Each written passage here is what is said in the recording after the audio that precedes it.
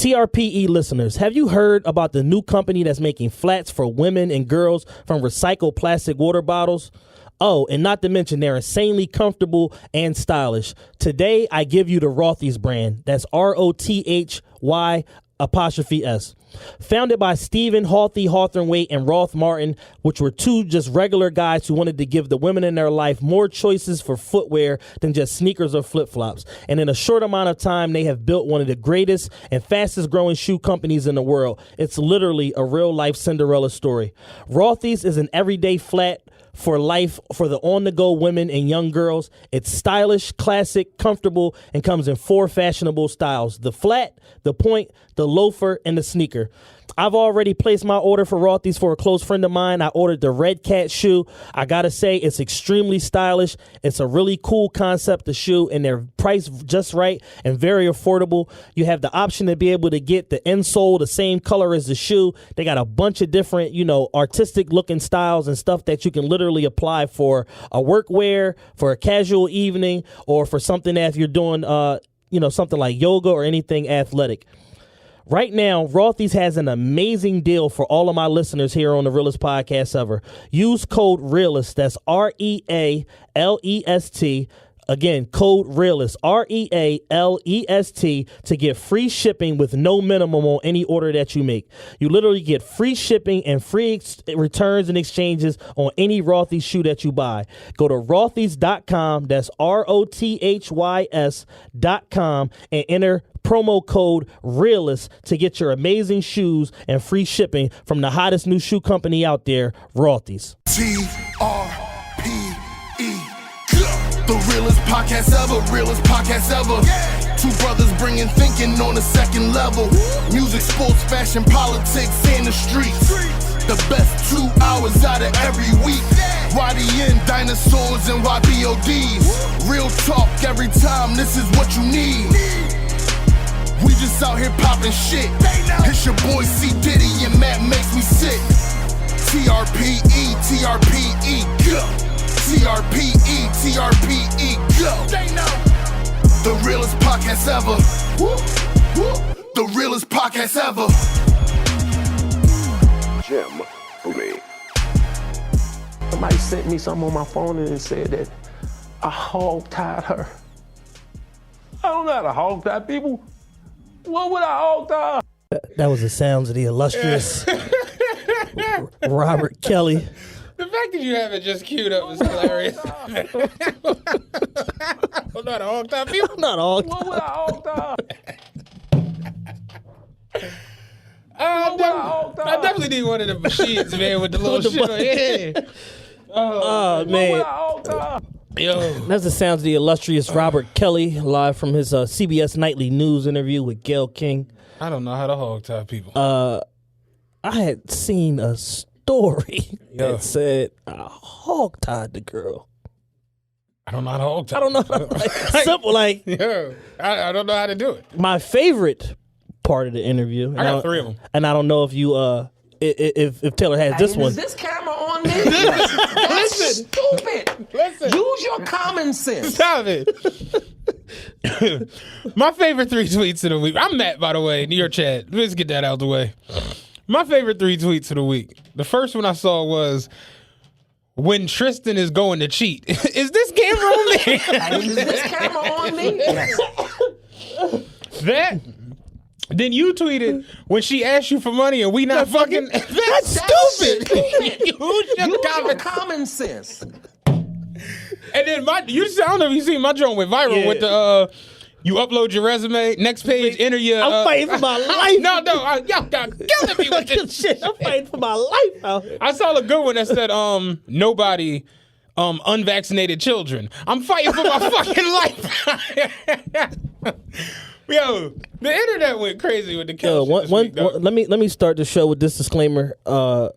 Rape allegations aside, the man just gave us Kel's a filthy animal, but unlimited sound bites. Thank you, Kel. This week was rough. It was very rough for me. One of my close friends passed away. Sorry to hear that. Rest in peace. Rest in peace, Gibbs, man. Mike Beard. My old head, Mr. Williams, and my depot dispatcher, he passed away this week, stage 4 cancer. And it was a rough week, you know what I'm saying? A lot going on, whatever. And the few times I did fall out laughing Was due to this shit. primarily from this R. Kelly. It was like every time I looked up, it just wouldn't stop. Yeah. Let's speak real quick, though, before we jump all the way into this R. Kelly thing, just kind of like about life and death. And I know, like, for me, when I have them moments where, like, close people to me and it's, like, in succession pass, it's kind of like... it makes you feel really mortal, like, damn. Like, it kind of reminds you, like, how real death is and, you know, how it's inescapable and it can literally come out of nowhere. The guy Mike or whatever, he's like a figure in, like, Southwest, and I used to see him all the time. Tow Truck Mike, that's how I Mike put me into the tow truck shit. Like, that's how I started. It's funny, wreck chasing, tow trucks, I told Giz, I'm like, yo, I want to wreck chase. He like, all right. Literally made a phone call next day. Rick was like, yo, come to the auto body place. I had a tow truck that night. You know what I'm saying? I was like, what the fuck? It's like, what you was waiting on? Like, we've been waiting on you, baby. I was out wreck chasing. I got tired with that shit. I'm like, I just want to tow. Like, go to work. Like straight tows. Like, go to work. Not, because this shit, somebody going to get killed out here with this. I don't know if you ever, like. No, nigga. I worked for Enterprise, right? I worked for Enterprise in the worst neighborhoods in Philadelphia. Fucking Germantown, Wayne and Shelton, South Philly, Front in Oregon, the worst area for wreck chasing in the universe. All of them fucking crooked ass Italians that told on somebody back in the day that own a body shop now and still think they gangsters and shit like that. We had a ball down. Tenta Snyder was doing stack drops. Like, you bring him in a car with full coverage, he give you $1,000 cash, like from the rip. You bring 3-4 cars a week. You know what I'm saying? Quick 4,000. So that shit was like, I remember it was an accident one night on Pass Young Bridge.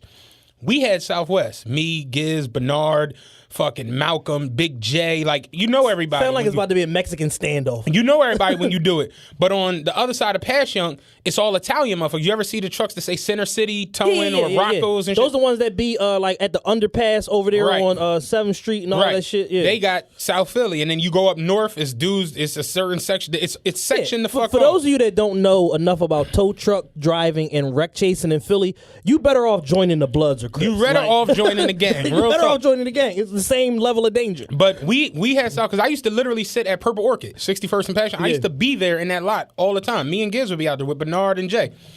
Accident comes out over the police scanner. Check for auto accident. Pass Young Bridge. I'm like, this is about to get. I already know. You know what I'm saying? The accident is on the bridge, so it's all the Negroes from Southwest with tow trucks, and then all of the paisans from that side. We meet at the top of the bridge, and the cop don't even know, like, it's so much arguing and confusion this was going when the on. rotation shit was going on, right? Yeah, it's supposed to be like a certain... Right. Yeah. And it was just absolute mayhem, and I'm just like, my heart ain't in this shit. You know what I'm saying? Like, it's just not. Like, I don't want to do this goofy It's like shit. I'm going to have to kill Mike O and Mike E for this fucking car. I remember the chick I knew, she got into a car accident up on the boulevard and called me like, can you come tow my car? Nope. I'm like, no, I'll come get it with her. I get up there. It was so many flatbeds. Niggas was, I'm talking about pissed, like ice grilling. I'm just like, forgot, you know what I'm saying? Like, this is like the Warriors. it's like I'm by myself out here with the Follies, and now I gotta fucking make my way out of northeast. But I wanted to drive wreck chase. When I say I want to tow, next day Marad hit me up from out fucking Conshohocken. Mike call, you know what I'm saying, whatever. I got a brand new F-250, you know what I'm saying, you come do. All right. Yeah. Literally, and that led me into wanting to get my CDL and then trucking and SEPTA, and now with me going overseas and shit. So, you know. I remember when the new BMW 6s first came out, the two-door Johns. He had a white one. He had a gray M6. He was outside of fucking Soul Control with the John, and I'm like, what the fuck? You know, he's like related to Reefy and everything. Yeah. Shout out to Reefy, that's my man. And Jules, you know what I'm saying? Shout out him. He was going through it this week with like everything, because we grew up together. Me and Giz went to fucking Pepper together. You know what I mean? And I said it the other day on IG. I'm like, yo, literally, it was a little span where like every 2 weeks this motherfucker would hit me up. Yo, cuz, where you at? I'm at the crib. All right, I got some new shit you gotta drive. And he'll pull up, and the nigga had a Lightning. Remember the Lightnings, the F-150 Lightnings? I remember he had the Lightning, left, came back. Maybe like 2 days later, my man Rick and Dickie was like, And here come Beard with that fucking lightning. I'm like, that ain't a lightning. That shit's huge. He had an SRT-10. He's the first motherfucker I ever seen with an SRT-10 Viper silver joint. Funny story. It was a stick shift. And I was like, oh, I got to drive this joint. He's like, you know how to drive stick? I'm like, yeah. We get in that joint. He's like, stop. I didn't know what the fuck. But he low-key taught me how to drive a stick because I didn't know what the fuck I was doing. But the Lightning, the Viper truck, he had a white 650, a gray M6, the tan 750 on the Fortunatos. Yeah. Dually. It was like every couple G-Wagon. It was just like, all right. I'm about to just cut all the bullshit and ass gifts for a brick. You know what I'm saying? Because it's like something's going on that I don't know. But no, he really was just kept his credit right and was really on some truck shit. And just like, like I fuck with cars. You know what I mean? That was his thing. Like, no, I remember no bullshit. 8th grade, this nigga was bringing DuPont registries to school. And we was just like, the fuck is that? He's like, man, this is where they sell all the whips. This all the Beamers. This all the Bentleys. This all the Ferraris. And we just like, you know we got a science project, dude. You got to make a volcano today, nigga. This nigga's 12, and that's all the fuck he cared about was cars. That was his twist. You know what I mean? But, yeah, good dude. And I was just talking about it on Instagram today. Like, check on your folks, because you really never know what people is going through. And, like, I went through it. Like, depression is real. You know what I'm saying? It's a real live thing. So, definitely, you want to check on your peoples. And it's funny because we look back on all the fun times and all of the shit that we did and said and things that went on, and you just sit back and you just like, it's a young brother who life just shouldn't have ended that abruptly. You know what I mean? So it's like, they had a memorial service for him yesterday. I couldn't go to it, but they had it out Parkside or whatever. And it's life is crazy. Like, this week was wild. And then, like I said, Mr. Williams, that's my old head, except, I mean, like, when I started there, he just fucked with me from the jump. Like, literally my first day, he was just like, young bud, you gonna be all right with me. Go ahead, have a seat. Like, he would literally, you be in the book for overtime, and you be like, man, I don't feel like working tomorrow. And he'd be like, man, come get that 6 hours. Because in my joint, you come and you sit for overtime and wait for a run to open up. Yeah. But he would know, ain't no runs, just come get the free. He would tell you, come get it. When you get here, we gonna go get some breakfast. You come in, go get breakfast and chill. He already know you getting paid today. You ain't do it. Like, he was that cool. Like, just, you want to swap. It's funny, the day I met Lee, me and Marty swapped runs. I was supposed to work the 60 that day, and Marty was supposed to work the 9. And we was at the window. Marty don't like white people, and I hate the hood. So I was just like, can we swap? This is perfect. Mr. Williams on play? I don't give a fuck. Go ahead, whatever. Like, he was just that cool all the time about everything. And he had a spot on his liver. And once they found that, it was like, it was pretty much like downhill kind of fast or whatever. But he had stage 4 cancer. So, he was 66. But he had 43 years in. Damn. He was the union rep for all of the dispatchers. And he was real big in the Masonic thing. His service is Friday at Deliverance on Lehigh. Yeah. So I know it's going to be a big deal. The fact that it's there. Yeah. Deliverance wants your W-2s when you... It's crazy. But like, to become a member, they need your W-2s. Yeah. Like, we need to see where you're going to sit and how much you can afford. We need the 10%. Yeah. Like, the 10% is real. We need ours. It says right here that you made 104 last year, so... Yeah, we need 10,004. Don't forget the 4. Please don't forget the 4. Please don't forget the 4. Pastor gonna have a fit. You forget the 4. Like, yeah. But no, I was dealing with that this week. My life still is like kind of all over the place because I'm still going through the it's weird.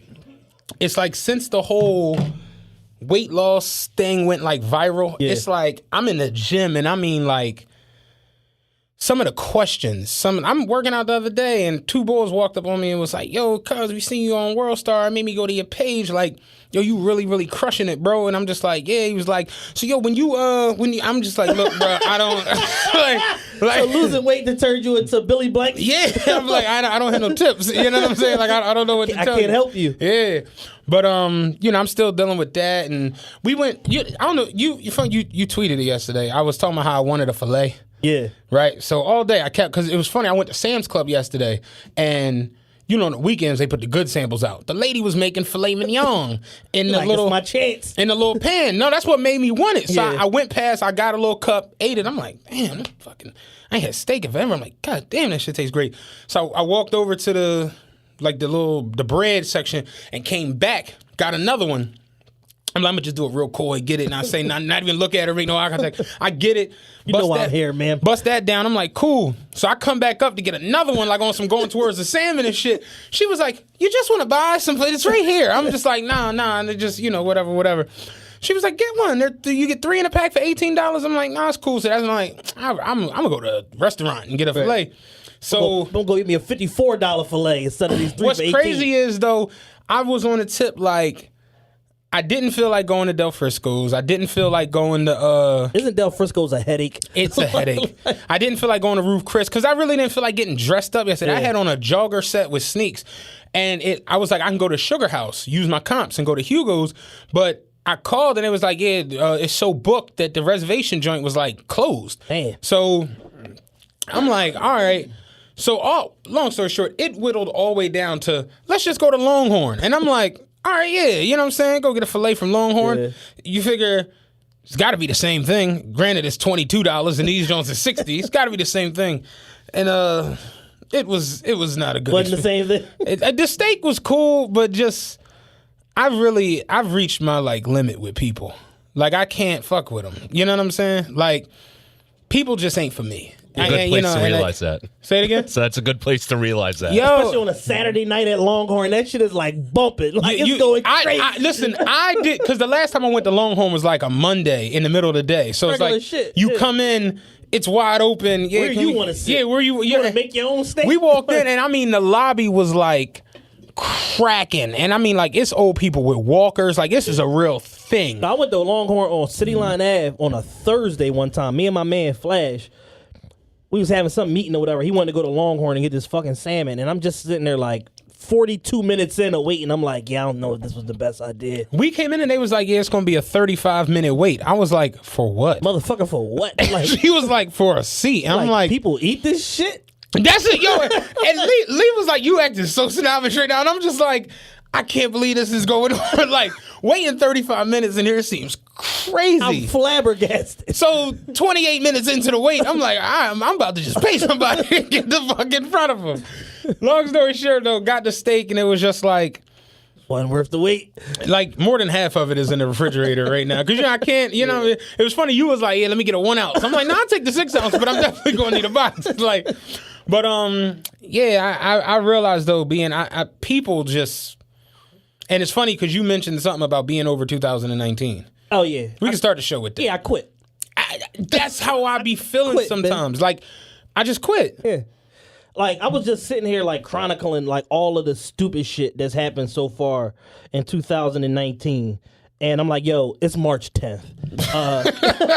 It's March 10th. We haven't completed a quarter yet. The government was shut down for the record time in history. That did happen this year. Trump and his wall was the cause of the government shutdown. Yeah. Trump's lawyer told on him in open court, but provided no evidence to what exactly he's saying that he did. There was literally a plane crash yesterday that killed 157 people. I knew nothing about this. On Ethiopia Air. Where was the crash at? Somewhere in the Middle East. Everybody on board died. And they said that the pilot was, quote unquote, excellent. And I'm like, not really. I mean, if it was like an engine malfunction or something, like that's the scare. Like, your car died on the Platte Bridge. So, you know what I'm saying? At the end of the day, it's still a machine. It's a machine. Yeah, like, that's scary, though. But the thing that particularly just has me over this year altogether, DJ Academics made a video on I knew nothing about on YouTube today, and the title was Nicki Minaj's boyfriend impresses her with how hard he hits. Yeah, I saw Nicki Minaj post a video of him swinging on a thing at a carnival. I didn't understand why everybody was tripping off. I don't understand why anybody gives a fuck. They were literally on Twitter like, "Oh my God, he's such a protector," and I'm just like, "What the fuck is happening?" I'm like, imagine being DJ Academics and sitting your fat ass down at your computer like, slow news day. Yeah. Gotta pump this shit out. No. Yeah. The video's a minute and 15 seconds. Yeah, I saw it and I didn't understand why people were why was it even, I don't understand why it was even posted. But I don't think why anybody cared past her posting it on her page.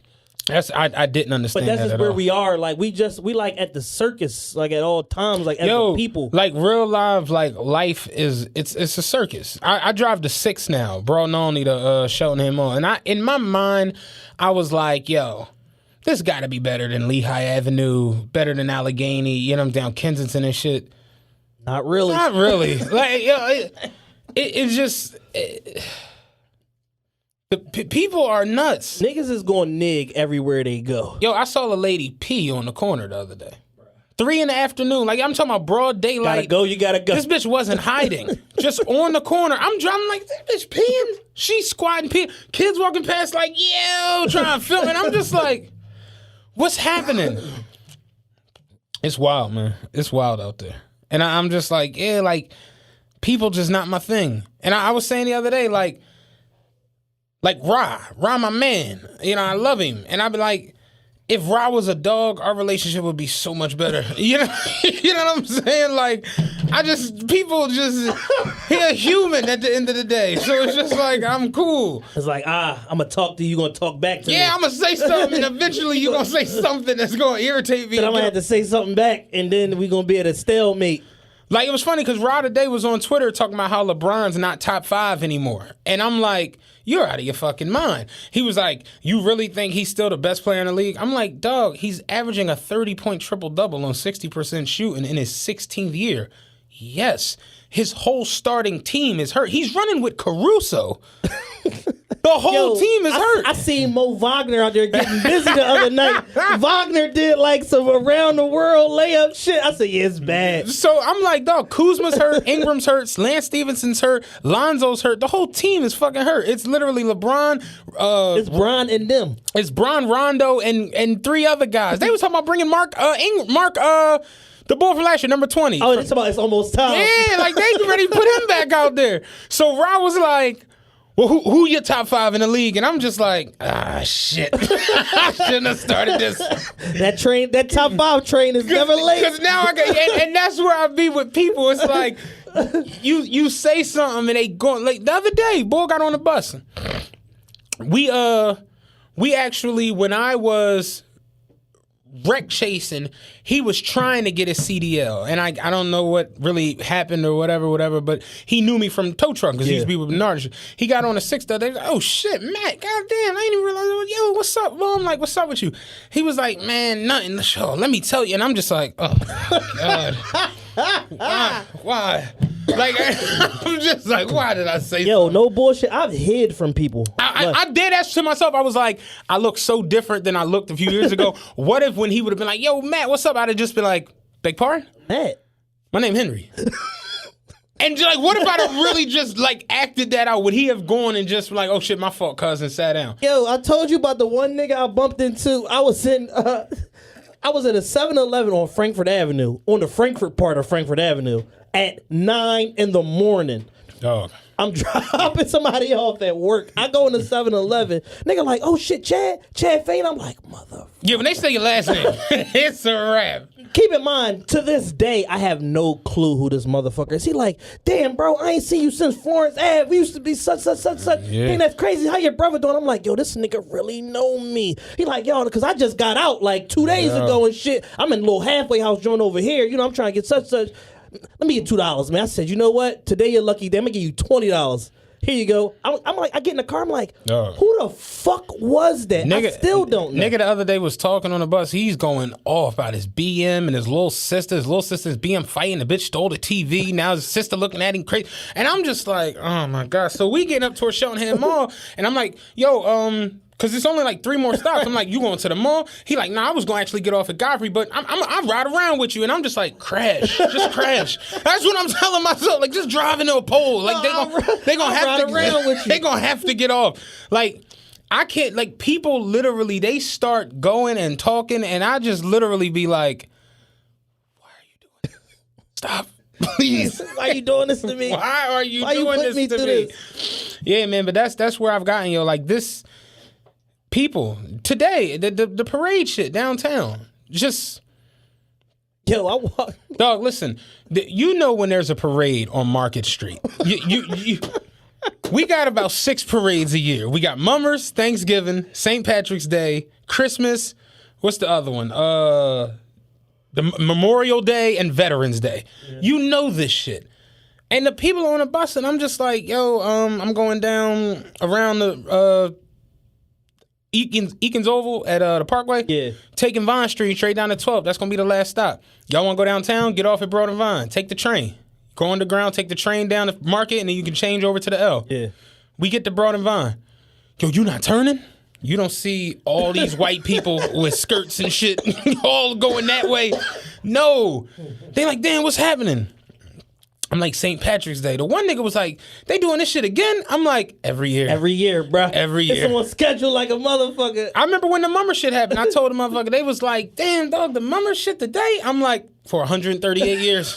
I think it's the 139th Mummers Parade. Today, like, this shit has happened every year. Yo, Taylor, cut your mic on. I need to ask you a question. Yeah. When the fuck is St. Patrick's Day? Because the shit starts in February now. Yeah. I actually thought it was Saturday because I saw a bunch of random white girls like scattered with green. Yo. It turns out it's next weekend. It's the 17th. Yeah. The shit starts like February 1st. You know, last year I was driving the 27 coming through Manayunk. Bus was packed on St. Patrick's, going down to the parade. Bunch of white folks with green and kilts and bagpipes and shit. And they had a bell. One of them had this big ass like cowbell, and he kept ringing it. And it literally got to the point where I pulled the bus over on the highway, and I was like, yo, do not ring that bell again. If it rings again, I'm putting all of y'all off on 76. Do not ring the fucking bell. I pulled off, maybe went like half a mile, and the bell rung, and I pulled the bus over. He was like, no, I dropped it. I'm sorry, I dropped it. He dropped it on the ground. I was so fucking hot, dog. Yo. They be tripping on St. Patrick's Day, dog. But Yo, that shit literally, it's a countdown. Like, it's like every Saturday from the 1st of February until St. Patrick's Day is St. Patrick's Day. But just, the more and more it goes on, I really just be like, people just not my thing. It's just, I tried, and there was a point in my life where I was saying this shit the other day, I really did like people. I like meeting people and going new places. And maybe that's what it is. Maybe I just got to go experience different cultures, experience different types of people, whatever. But just these people, it's irritating. Like, I get on 76, literally everybody's driving 42 miles an hour. It's frustrating as fuck. Yeah. We was down south. The speed limit is 75 and everybody doing 90. I mean, just gunning it, like straight. And I'm just like, yeah, like this shit here, the traffic is annoying. People, the questions, the attitudes and shit, it just be like, I don't know. Like, I came to the conclusion about 7 years ago that the average Philadelphian is not for me. And that we have nothing in common, and we don't think the same, we don't enjoy the same shit, we don't have the same values or the same moral compass or none of that shit. And yet and still somehow I built a business around dealing with the average Philadelphian. I look at some of the people, man, it just, the goings-ons and just, what are you doing? Where are you going? What's today's, never mind 5 years or 3 years or you a ask year. a motherfucker what their 5-year plan is, they'll pull a gun on you. What? You trying to play me, cuz? 5 years. Smoke the shit out of you out here, trying nigga. to play me, cuz? I'm gonna be upgraded for smoking your ass for 5 years. Fuck, but like, about 5-year plan. what's the goal for today? And that John be like, I'm driving the bus the other day. 2 young boys get on the bus at Ogons and where's the church? The big church. That's Shelton and Ogons, right? Shelton and where the big church is. Yeah. Mission of Christ or God, whatever it's called. That's Shelton and Ogons. The next corner, it's like a little boxing MMA thing right there in the corner now. But that looks actually pretty dope. So a black guy, but he be teaching kids MMA and shit. That looked pretty fly. I don't know the name of it. I would give him a free plug. But I pull to that corner. 2 young boys get on the bus. Swipe the student trans passes, and the second young boy, like real coy, was like, "Yo, close the door." And I'm a nigga from Philly, so I'm like, "Is he trying to play me?" That was my reaction. I'm like, "Fuck is he talking about?" And then I realized a bunch of other young boys running across the street in front of the bus to come on the bus, and I'm like, "Oh, they on his ass." And I watched it. So I didn't close the door. So the husky young boy ran on the bus and he was like, "Pussy, hand me a rumble right now, dickhead. Like, fuck you think you And I'm like, yo, young boy, come on, off the bus. Like, we ain't even doing that. He like, no, OG, these niggas be thinking it's a game out here. It ain't. Like, what's up, pussy? Like, throw your fucking hands up. And the 2 young boys, they in the back of the bus now. And he's trying to get to the back of the bus, and all his little homies is jumping on, grabbing him like, chill, Paco, chill, Paco. They yanking him off the bus. And I just popped the brake and sat back. Like, you know that picture with the young boy, like, I'm on this jump, just watching it. So finally, they pulling the young boy off the bus, and the older people like, yo, you need to take control of this. I'm not getting involved with Nothing this. to do with these animals. I'm not getting involved with this goofy shit. You'll go to my funeral And I because thought I'm it was, interceding I thought with it was this. nuts because the young boy that they was trying to get over, he screamed out, "You dead out here, nigga. You ain't getting no money out here, and I'ma fuck your bitch." And I was just like, wow. I was like, wow, you like to smoke this little nigga. But to myself, I'm like, they children. They was like 14. You're not getting no money out here? I'm like, yo, they don't even have the opportunity to be kids anymore. No. We was riding bikes. He said, you not getting no money out here, and I'ma fuck your bitch. And I was just like, Sounds like a challenge to me. Sounds like a challenge to me. I bruh. hate seeing it because they kids and Yeah. my whole mind is just like, yo, it's nice. Like, it was actually like 50 degrees that day. It was nice out. Y'all got out of school early. This was like 1 in the afternoon. And I'm like, how you not like trying to go get on something with a chick, trying to go hang out with your homie, go to the mall, do something. Like, y'all doing this. You know what I mean? And the people looking at me like, oh, you need to. Like I'm the problem. Fuck these little gremlins that's causing all this trouble. I'm the problem. And that's where I just be like, I like driving the bus and people get on. How you doing today, sir? Great. Go sit down. All of this, I don't know what to do. I have nothing for that. I don't. It's just not my thing. And that's what I mean. It's like you get around folk and you realize that driving through a lot of these communities, everybody's just on top of everybody. Yeah. So it's just natural that eventually emotions, anger, all that shit is going to boil over. It's just too many people next to each other. So, yeah, it's just not my thing. You know what I mean? I'm trying. I really am. But, like, even when it comes, like, with you, the whole vanity situation, I be like, I'm going to go. Yeah, because it's like, If we, and I know it couldn't happen because it wouldn't make no sense, but it's like if you was like, yo, come to Vanity tonight, and yo, man, I got a section for you. All right, if I was to like get there and it was just like me and you and some strippers, bet. Cool. This is lit. Turn it up. That's how it be. But I get there and it's all the moving parts and people going in and out and nobody's beard connects. It just puts me in a space where I'm just like, I don't know what's about to happen. Anxiety and overload. I think that's what it is my anxiety. Last night we was in the Longhorn. The dude came in Longhorn, walked right past the front counter. Already, I'm just like, where's he going? You know what I'm saying? What's he doing? He came walking into like the middle of the floor and had his hands in his pocket and was just like looking around. And I'm like, yo, what the fuck is he doing? And Lee was like, he probably looking for somebody. I'm like, looking for somebody to smoke. She's like, what is wrong with you? I'm like, my anxiety, dog. That shit start going crazy. I can't take it. I can't deal with it. You know what I mean? I just want to be around dogs because I know they not going to start clapping. Come here real quick. Let me give you a hug, man. Yeah. What you doing? But Don't shoot this joint up, please. You had mentioned something that I wanted to touch on real quick. I forgot what it was. We were actually talking and having a good conversation. But fuck all that. Let's get with the shit. Yeah, let's get with the shits, man. The R&B.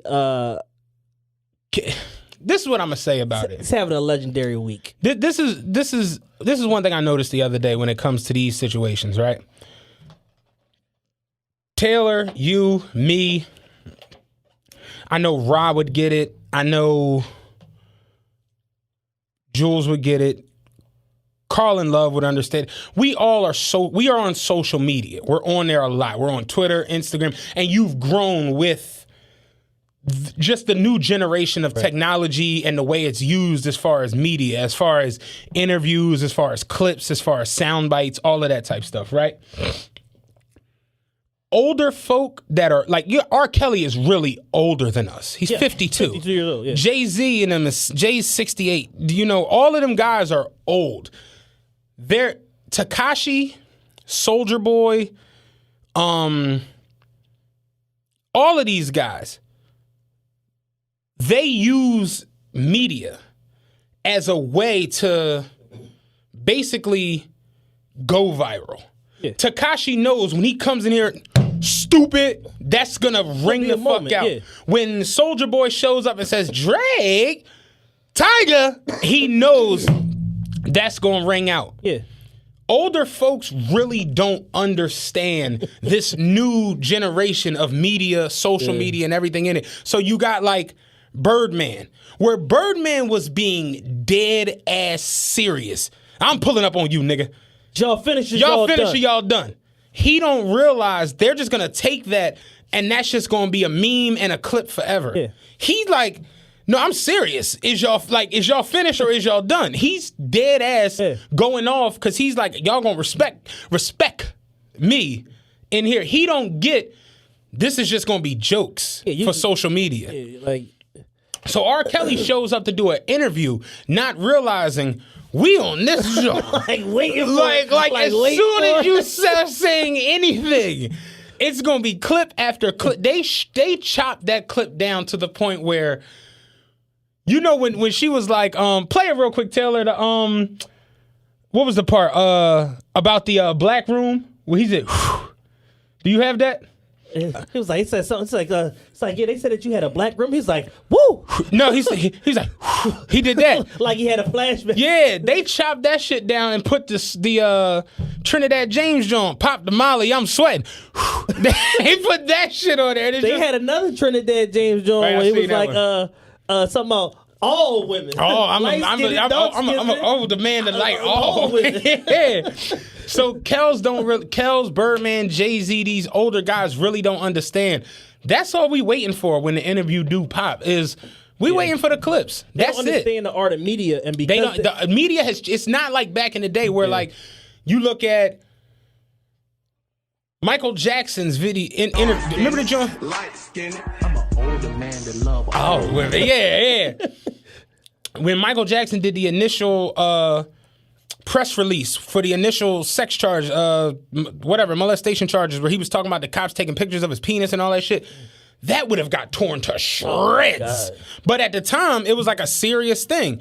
Now it ain't like that. Media is just consumed in such a different it's comedy manner. and everything. Exactly. And you have people that are on the internet waiting to pounce on whatever it is. Motherfuckers is waiting to just straight up take the clip, chop it, put their @name on it, and get some followers. That's it. The boy Munch Dank, the one that went viral for the Tekashi shit, the you're not gonna get the chance, stupid. Yeah. He's just waiting. Real Like, talk. he's just in the crib, just like, oh, this is great. Once like, the boys took the remember the I forgot his name when they broke into the sister's house and tried to rape her. We got a rapist here in whatever the fuck it was park. Hide your kids, hide your wife, that boy. Once they took that video and they chopped it up and made a song out of it, the song got like 100 million downloads and they made like millions. After that shit, they're waiting. They're just trying to go viral and make some money off of because this they shit. realize is that it's like a loophole, Right. in terms of like creationism and like copyrights and all of that shit, because it's consumed for public, it's put out for public consumption. It's the news, so it's like fair use. So when you put like shit on the news and stuff like that, it's like, oh, this belong to us. This is our shit. Yeah. So it's like when R. Kelly does a however long interview with fucking CBS Nightly News, it's like, oh yeah, no, we gonna chop this shit up like some good fentanyl. Like this shit gonna keep feed the hood for 4 months. My main 3 takeaways from the R. Kelly situation. Who the hell is his benefactor? Listen, Do you know, Taylor? Who do he keep running to get this money off? He gave him $100,000 to get out the first time, right? Was it 100 or 150? 100. 100 the first time. Yeah. He gets out. He was out. 110. You got paid 10% kicker. He was out for what? A week and a half. He tried to do damage control. Yo, put your fucking shoes on. Come on, we going to New York. Take the little girls to New York. Well, not little girls, but they grown women. But take them to New York.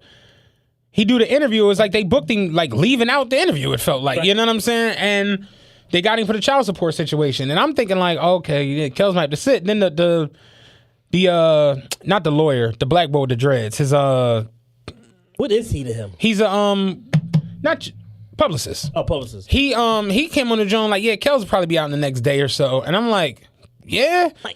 Sure enough, next day, Kells posts 161 for back child support. I'm just like, Like we made jokes about R. Kelly and his friends last show 2 weeks ago. I have to retract. I need friends like R. Kelly. Apparently, this motherfucker, he got $261 in free bread in the last 2 weeks. Yeah, like free chicken. Like we can't have Kel. We can't have the king of R&B locked up. We gotta get Kels up out of this. It's crazy because I really was on the tip like, yo, Kels might have to sit for this joint. Not really. And they was like, no, Kels is going. Kels coming home, baby. And I don't like Gail. You know what I'm saying? I'm not really liking her or Oprah right now. The internet is not fucking with them at all. My thing is this: in 2019, with all of this happened, there's really no reason to interview R. Kelly. Did that make any sense? Yes. Unless he's coming in to say, you know what? I'm fucked up. You know what I'm saying? I like some shit happened to me. You know, when you hurt others. And he's confessing, like, unless it's that. Like a tell-all. There's, because y'all know what y'all doing. And I looked at her and Oprah this week, because you know they dropped the interviews. Oprah did the Leaving Neverland, whatever the fuck it was. Yeah.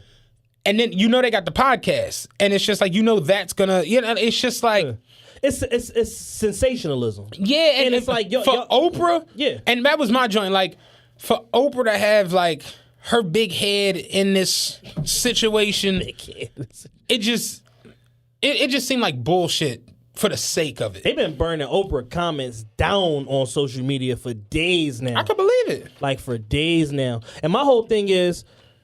Their interview resurfaced in the last couple of days with Michael Jackson with Oprah around the time when the shit was going on 20-something years ago. And I ain't never heard Michael Jackson talk like this as far as how aggressive and how, like, matter of fact he was about the shit that he was saying. He's like, this is a witch hunt and they doing this, that, and the third. I know these people. I took care of these people. I did da-da-da-da-da. And as soon as shit start to go left or they had some financial trouble, now they want to try to put it on me. He's like, furthermore, you got these music industry people that basically told me you're making moves that's going to make it extremely hard for us to support you. And whatever comes as a result of you buying all this publishing fucking catalog and all of this shit and the power that you're trying to wield in these negotiations and telling us what you going to get and what you not going to get and all that shit, is we're coming after you. Like, and we're going to use the media to destroy you. And I'm not surprised because the same fucking news media told Dave Chappelle, if you don't take this 50 M's, we're going to tell the whole world you addicted to crack and you ran to South Africa. And by the time he landed in fucking Ohio, everybody was running with that fucking story. Right. So it's like, this is not like the Illuminati may not be real. So to speak. Did you watch the Michael Jackson documentary? I'm not watching that shit. I'm not. I tried. I watched 25 minutes of it, and it just got to the point where it was just like the shit they were saying was just like so disturbing to where it was just like I was like, yeah, this ain't it. You know what I mean? And the two kids, well, they're not kids now; they're grown. Yeah. Wade and whatever the other kid's name is, they literally under oath defended him against another allegation multiple times from another kid. More than once. And I'm just like, how the fuck this ain't making not making any sense. Here's the thing, right? Wade legally perjured himself in court because he went under oath twice saying Michael Jackson did not do these things. My parents tried to convince me to lie on him, and I don't believe he did what this other kid is saying because I was there and nothing crazy happened. Then, years later, he tried to come back and sue, and the judge at the fucking civil level said, this is some bullshit. You can't sue because you already swore under oath that these things didn't happen. So how are you trying to sue now? Oh, my memory was fucked up and my mom jogged my memory and blah, blah, blah. And there was like a 4-page email, a back and forth between him and his mom, of him, like her leading him into these answers of like what would be like admissible in court to like the burden of proof for like a lawsuit and shit. This same person had a collection of things that Michael Jackson gave him. He got so fucked up, he went to an auction house to sell it. He tried to sell it anonymously. And they said, he was like, I don't want my name on it, blah, blah, blah. They said, well, we never agreed to that. They marketed it as the Wade Robinson collection and sold the shit. And he made like $40-something thousand, whatever like that. So that was an embarrassing moment. Then he tried to come back and sue the family and somebody else, and they put a countersuit on him, and then he dropped the shit. So it's just like, yo, this is a person that has zero credibility. Like from a legal standpoint, he's exhausted all legal ramifications on trying to financially profit from this situation. So now it's like, all right, let me try to sell my story to a scumbag buyer that will believe what I'm saying and help fund the fucking lie to keep this shit going. Yeah, and I look at it like, excuse me, with I forgot the director's name, but I guess I can understand the angle. My biggest thing was Oprah doing the after show. Because HBO and HBO in their minds had to be like, oh, we're going to have a hit with this one. This going to be like Surviving R. Kelly ×2. Like, it's, you know, that shit like wasn't even like a trending thing. Like, people just wrote it off from the rip. Yeah. But to see Oprah do the after show with them and the director is just like, Oprah, what gives? Like, do you know her and Mike was never really like, Yeah. you know. Yeah. And I remember it's funny because the whole time I watched the after show, all I could think about was, you ever see Jamie Foxx where he was talking about how irritated Michael Jackson would? He had an interview with Oprah where she was like asking him like annoying questions, and like you could see Mike looking at her like, well, what about your fat ass Oprah? Like, and he kept calling her Oprah. And that's all I could think about. Like, Oprah fucking tripping this week. Oprah, what is you doing? And it's like, yo, Mike's dead. Mike been dead for a while. I saw people on Twitter like, oh, so wait, Mike is guilty and R. Kelly is innocent. I'm like, there y'all go with them apples and oranges again. Yeah, I'm let's take every case on its own face. This ain't that, Yeah. and that ain't this. Yeah. You know what I mean? Like, go ahead. Another point I want to make, right? Somebody was like, people were trying to make the point, well, if he's not guilty, then why was he paying these people off and this and that? I said, y'all don't understand, number one, business. Y'all don't understand law neither. And now you're combining business with law, which you understand neither of. So let's put them both together. I got a good drunk for that. You don't understand shit. So let's just go ahead and do that first. In order for in 90% of the states of the United States, there has to be a criminal filing that precedes a civil lawsuit. Meaning, I can't sue you for something that you did to me for criminal negligence until I go to court and put on the record that you did this to me. Right. Even if the court drops it, they don't accept it, whatever, I have to at least file before I can sue you. It's like when they sued OJ for wrongful death. After I remember being in school, motherfuckers was like, oh, they only salty because OJ got not convicted. And I'm like, you niggas, man, y'all, you niggas is doomed.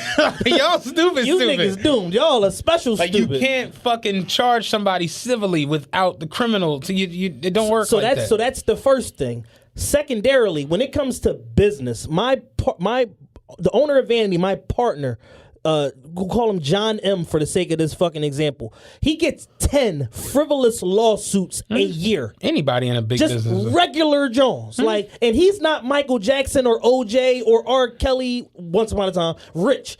And he gets regularly 10 a year that come across his desk between all of his different brands that he owns. And it could be a slip and fall. It could be racial discrimination. It could be a bouncer punched me in my face. Dog, it could be anything. I had to go down to SEPTA for company court. The lawyer that was on the case, the lady said a panel fell in the back of the bus and hit her on the head while I was driving. I'm just like, what the hell am I here for? You know what I mean? But I was like, how many cases you got going on right now? Yo, he had 2 folders that was this big. He was like, these are just mine. It's 22 of us in all. He's like, it's literally people who just sue. So that's just what they do. He's like, I got one lady down here today. She's on her like 8th lawsuit or something. Yeah. She anything that happens, she sues something. I'm just like, yeah, that's fucking nuts. Stub my toes, sue something. Anything. Because at the end of the day, with the type of analysis of business, so John M. or SEPTA or Michael Jackson or O.J. Simpson or whatever, they're going to look and they're going to say, all right, this person is suing me for $50,000. That means they got to split it with a lawyer 66-33. So what that means is that they would take $12,000 right now not to go to court. Right. So if it's going to cost me $25,000 to retain my lawyer to fight the shit, I'm going to give this stupid motherfucker $12,500 and get them the fuck out of my face and have it written so that they cannot redo this again or try to litigate me for this fucking settlement. out of 10 lawsuits, 3 getting a settlement from the rip before you even look at the motherfucker. Like, what they asking for? Give them, you know what I'm saying? If you a big enough business and a big enough of a deal, just give them what they asking for. Offer them 40%. That's what I was about to speak on. Did you watch the Trump documentary yet? No, I have You're to. playing games. Did you watch it, Taylor? Is he over there? No. You got to watch it, yo. What's it on? It's on the biography channel. It's called The Trump Dynasty. The first part is about his pop and his grandpop and how he like. Oh, I have to watch his this. pop, like basically how they got their money. Catchy. The second part is about how he basically finessed the casinos and the hotel and all of that bullshit. And then the third part is how he finessed the presidency and shit. And Trump really is like, I know we hate him. He's a dickhead. I don't hate him. Hey, listen. He might be the greatest. Like, how, all you niggas that like scamming chicks out of money and like lying and do, Watch these documentaries. the finesse levels that the Trump family pulled off. Yeah. It's for him to come off as so dumb and just, you know, when he talks, I peeped it, like he really is kind of slow. He basically says the same thing over and over, but changes the wordage. The verbiage, yeah. It's like, my father's a great man, you know, great man. He's very great. Like, that's how he talks. It's the same shit over and over. But the way that they finesse their money and the way it's genius. So his grandfather comes to America. You know they're like German. Yeah. Grandfather comes to America at the time during the gold rush, the Yukon gold rush up in the mountains out in the Northwest. So grandfather goes out there and instead of actually going to mine for the gold, he says the miners are going to need somewhere to stay. He opens a hotel. You know what I'm saying? He had some money from over there. He opens a hotel up on the mountain peak where they was actually, Right. you know what I'm saying? Where they working at?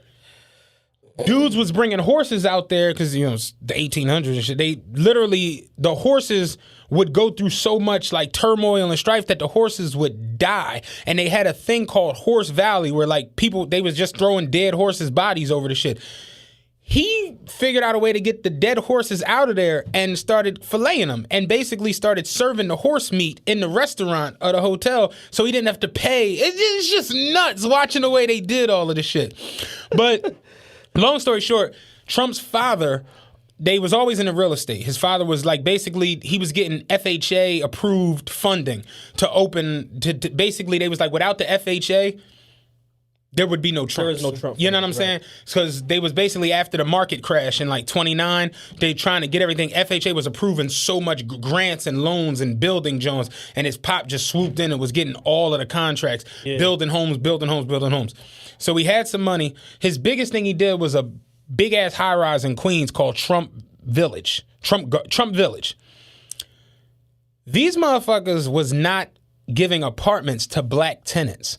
Like if you came there and was black and applied for an apartment, they would put a big C on your application and put that shit over there. And then they would basically hit you like, oh, everything's already leased up in the Trump Gardens, but we have another location. And they would send niggas over there like that. So they was like, the day that they did it, it was like not the NAACP, but I think some coalition. I forgot what the name of it was. Mm-hmm. They went there to see an apartment. It Maybe was the ACLU or something like that. I think that was it. It was a black guy out of college, had a nice job, proper dude, came to see the apartment. The guy was like, yeah, but this one's not available right now, but they do have another apartment like this in a different location. Just leave your application. Boom, boom, boom. Black guy leaves. White lady comes in right after him, sees the apartment. The guy hands her the lease. She was with them. Right. She said walking out, like, she's like, I'm in tears because she's like, I already know what this means. Like, it's discriminatory. You know what I mean? Come out. They walked back in together, and the leasing manager was like, hey, look, I'm just doing what I'm told. You know what I'm saying? So these motherfuckers sue Trump, his dad, Trump Village, and their whole company or whatever. Trump was so arrogant, was like, because it was a federal situation, became a federal thing. Yeah. And he was like so arrogant, like, we can beat him. And Trump dad was like, you out of your mind. Nobody beats the feds. And they were suing for, I think it was $6 million for discriminatory against people for not letting them live in the joint. Yeah. And they said Trump pop straight told him, it's going to be cheaper for us to just settle with them than to fight it. He said that shit on the joint like damn, but that shit is real. Yeah. Like, people be thinking like a settlement means, oh, Guilt, I an won. admission of guilt. And a No. lot of times it really just be like, we ain't trying to go through this shit. It's a financial analysis. It's a mitigation of funding. Yeah. Like, it's like, all right, am I either going to give the money to the lawyer or am I going to get the money to this motherfucker to make this shit go away and just cash, if it's class action, I'm going to just cash out everybody No. involved in one swoop and go about my fucking business. But yo, you really got to watch the Dubai. I'm going to watch it tonight. It's amazing at how he did the shit. So what he did was he was into the real estate. He had houses he was selling all over like New York. He was basically, his pop ran like Queens, but Trump wanted Manhattan. So he started doing what his pop did, came in behind him. His older brother wasn't really fucking with it. And his older brother wasn't like, Trump Pop didn't like his older brother after a while because it was just like, yo, you a loser. And Trump Pop was like big on that, like his winners and his losers. Which one are you? And the older brother was like, I want to be an airline pilot. That was his dream, was to fly a plane. The Pop was like, oh, you a loser. All right, bet. So his Pop like stopped fucking with him and shit because he ain't want to be in the family business. Yeah. And you could tell his Pop was real snooty, didn't fuck with black folk, didn't fuck with nobody. Like, it's wild. So basically, Trump came in after the older brother didn't want to do it, came in behind the Pop, started doing the real estate shit. Trump's thing was, I got to brand myself. Like, he basically did the same thing he did for presidency, like use social media to basically like, he goes on like record now and he'll say something and you can always go find the old tweet where he's saying the complete opposite and shit. It's like, He plays every side. It's just wild. So basically what he did was the Forbes 400 was like a new thing. Yeah, I remember this was the 80s. So Forbes 400, it wasn't like it is now. The Forbes 400 was the 400 richest people in America. They had Trump on the Forbes 400 at being worth $50 million, I believe. They had him on it for $50 million the first year. Then the next year had him on it for 100. This motherfucker created a fake person that was his finance manager. It was really him, though. Basically called the director of the Forbes 400, like he was John, whatever the guy's name was. I'm the finance manager at Trump Industries. Y'all got him down for $100 million. That doesn't make sense. He's doing more business than $100 million maybe in a month. Y'all got this messed up, da-da-da-da-da. So the guy's on there from the Forbes 400. He was like, at the time, there was no real way to pinpoint the actual dollar net worth. Right. And he was like, if you're that big in business, you're not working for anybody. These are privately owned companies. Right. So you almost got to like, you're at the behest of the information that's given to you. They got to disclose the information for you to do the calculation. So he was like, when this guy tells me he's the finance manager for Trump, it's like, okay, it makes sense. And he starts telling me all these different things. So he was like, the next year on the Forbes 400, they bumped Trump up from 100 million to 200 million. He's like, the guy starts emailing me, calling me again, saying, hey, look, da-da-da-da. He's showing me all this stuff that they're doing, blah, blah, blah. The next year, they upped Trump up to, his net worth was 500 million now, and he was in the top 20 in the country. So what Trump did was turn around and basically go to all these different banks like, I'm Donald Trump. You see me all the time on television. You see me at the fights. I'm worth 500 million. I'm actually top 20 in the Forbes. And he was getting loans from all these banks he got a loan so he could buy the Plaza Hotel. He got a loan so he could buy the airplane. He got a loan so he could buy the yacht. He bought the football team. He was basically buying all of this shit with loaned money from the banks. Right. The guy that worked for Forbes was like, what's wild is at the time that we put out that he was worth $500 million, he wasn't even worth the initial 100. He was only worth about 82. But he finessed them to say that and then finessed the banks for the money. Right. So basically, like, this is on public record because this is Forbes. Dog. You should give me more money. He buys the Trump Plaza, not Trump Plaza, the Trump Castle Casino in AC. Then he opens up the Trump Plaza in AC. Casino's rolling. He got his wife running one, his man running the other. The Taj Mahal was getting built. They stopped. The people who were building it lost funding. So they told Trump, like, yo, he was like, if I can get that and I own 3 casinos here, I own the entire Atlantic City. And they was like, yeah, but that's not going to be like $100 or $200 million flip. That's going to be like $1 billion job. That's the biggest casino and hotel situation in the world. Like, that's not going to be easy. He was like, we going to do it. gets the shit. He goes to the council in Atlantic City, tells him, I got so many guys lined up that want to be a part of this. He had nobody lined up.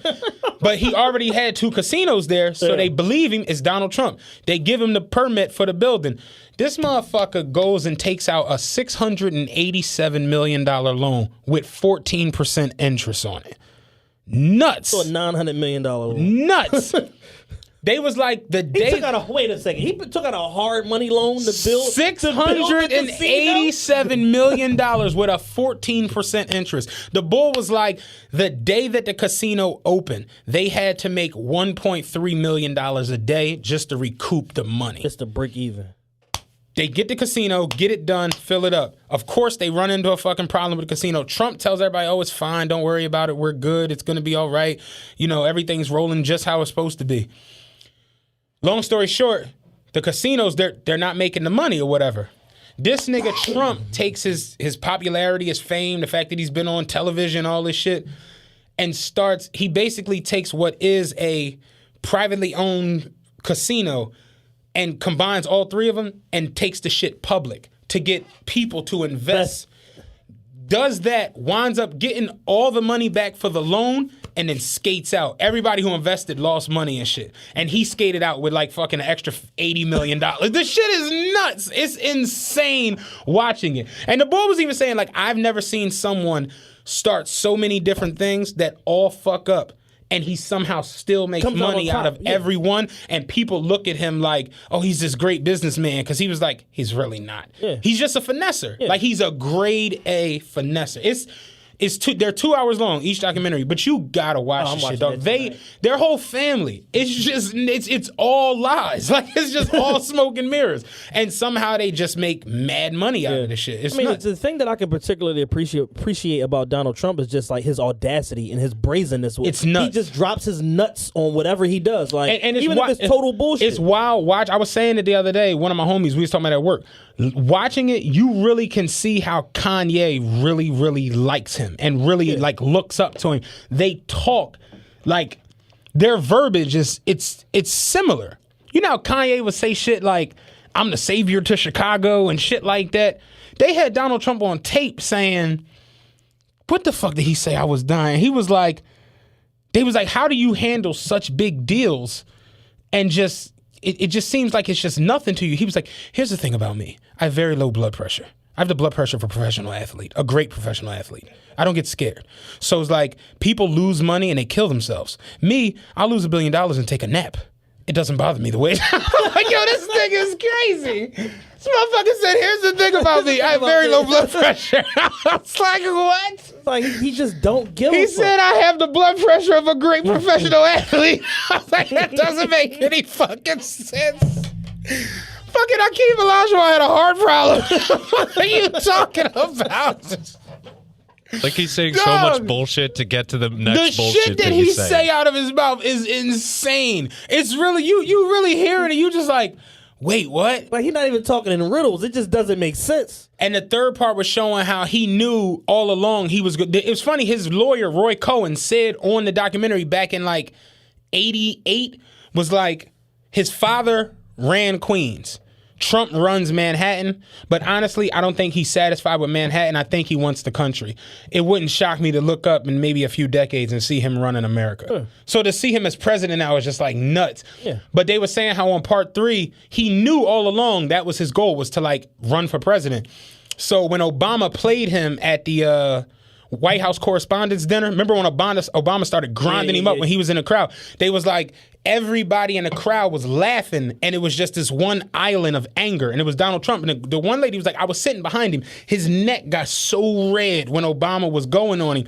And the guy, Roy Cohen, was like, I don't think Trump decided in the car. I don't think he decided on the ride home. I don't think he woke up the next morning and decided at breakfast that he was running for the presidency. He's like, I think he decided right there at that moment when Obama was going on him, I'm going to run for president. So then they showed Obama was like reading a tweet where Trump was like, Obama's the worst president we've ever had. And Obama was like, but I will go down as president. And everybody started clapping and shit. And the boy was like, see how that one played out, you know, like, but that's like he's like a spiteful, arrogant, like you play me, all right, cool, watch this. And they was like that the next day, his lawyer was like, Trump said, we need to go to WWE. He was like, WWE? He was like, yeah, I want to be a part of the next WrestleMania. And he was like, I didn't understand it at the time, but looking back on it now, that's the base for his like that's the biggest sporting event other than the Super Bowl that takes place every year. He was like, it all started with middle of America, young white kids in Nebraska. He's like, he literally knew he's this. He's a think tank. Yeah. He's a retard, but he's a think tank at the same time. And you watch it, you really can see how he just pieced all of his finesses together. For became that. President. It's but really remarkable. I knew. At minimum, I knew 7 or 8 months beforehand. Like I told Mir from Dope Shows, we were standing in front of fucking DocuCare and we were talking, and I'm like, Donald Trump gonna be president. You said it on here. It's like I'm like Donald Trump's gonna be president. I'm like, it's no getting around it. People that have that level of determination and don't give a fuck about nobody. Like think about how much Jay-Z didn't give a fuck about nobody for 20 years straight. He just started caring about niggas 2 years ago. You're right.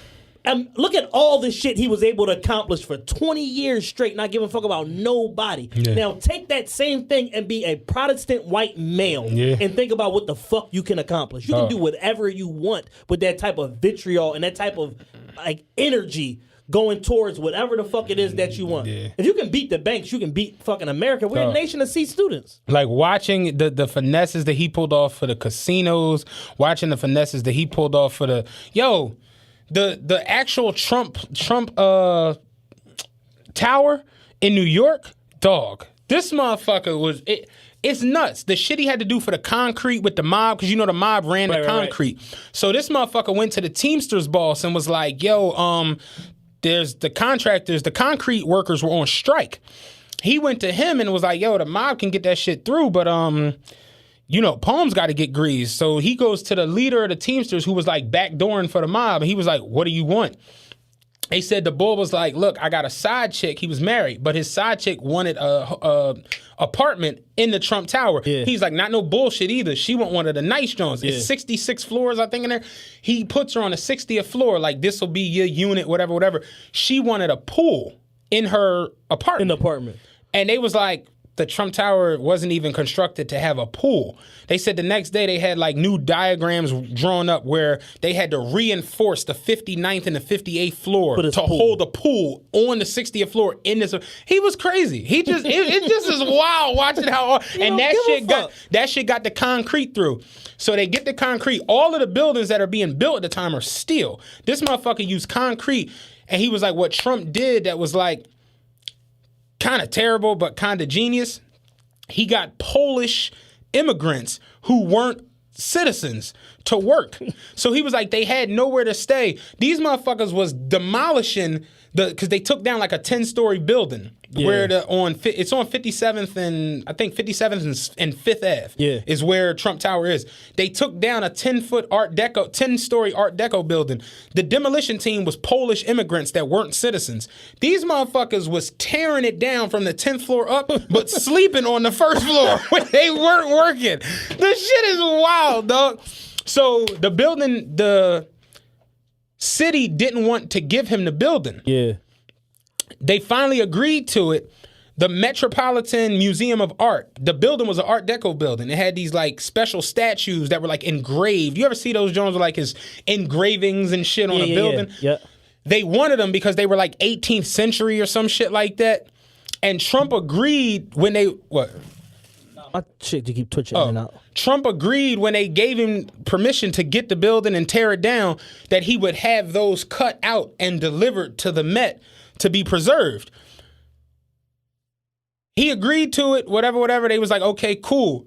The Polish demolition team was like, all we know how to do is like tear the building down, so we don't know how to like preserve anything. So they was like, to bring in a special team, it would be think it was like 37,000 for each individual joint, and it was 10 of them. Trump was like 37,000 times 10. That's 370 grand. Fuck y'all. Tear that shit down. The chick who worked at the Met was like, I'm 9 months pregnant. My friend called me. Was like, you're not gonna believe they're tearing down the entire building. She's like, they ran down there crying, whatever. That night, Dan, whatever the fuck his name was from CBS Nightly News, Dan Rather, he interviewed Trump and was like, there are some people who aren't really fans of you right now. Apparently, you tore down some historic Art Deco building for your skyscraper. He was like, I mean, there are casualties every war. But, like, that's just how cool he was about, like, Trump really a piece of shit, dog. You got anybody listening, dog, go watch. It's called The Trump Dynasty. The first 2 hours is all about his grandpop and his pop and how they, like, got the money in the family, how he took it to, like, billionaire status. And then the third John is about him scumbagging the presidency. But it's just, they was like, even the Apprentice situation was like, it wasn't supposed to be what it became. Yeah. Because they was like, at the time, Trump was on it like, I sell the most real estate in New York. I'm the biggest move maker in New York. And the boy was like, he wasn't doing shit in New York. He had nothing going on. Because, you know, he lost, like, the casinos bankrupt. Yeah. The Trump Tower was in a lot of trouble. Like, he had a lot of bullshit going on. University. Yeah, and he scumbagged his way out of all of that shit. Yo, it's legendary finesse. Legendary finesser. It's just nowhere. Anybody watch that documentary, and there's no, you're literally gonna have to pause it 10 times and say to yourself, get the fuck out of here. Like, how? Like, and I was saying that there's no way me as a black person could have done half of this shit that he did. They would have shot you in the head. They would have blew your fucking brains. They would have put your noodles on the fucking wall. It's no way on earth you can literally just go into a bank and take out a $680 million loan. Like, speaking of... he took a loan from Russia.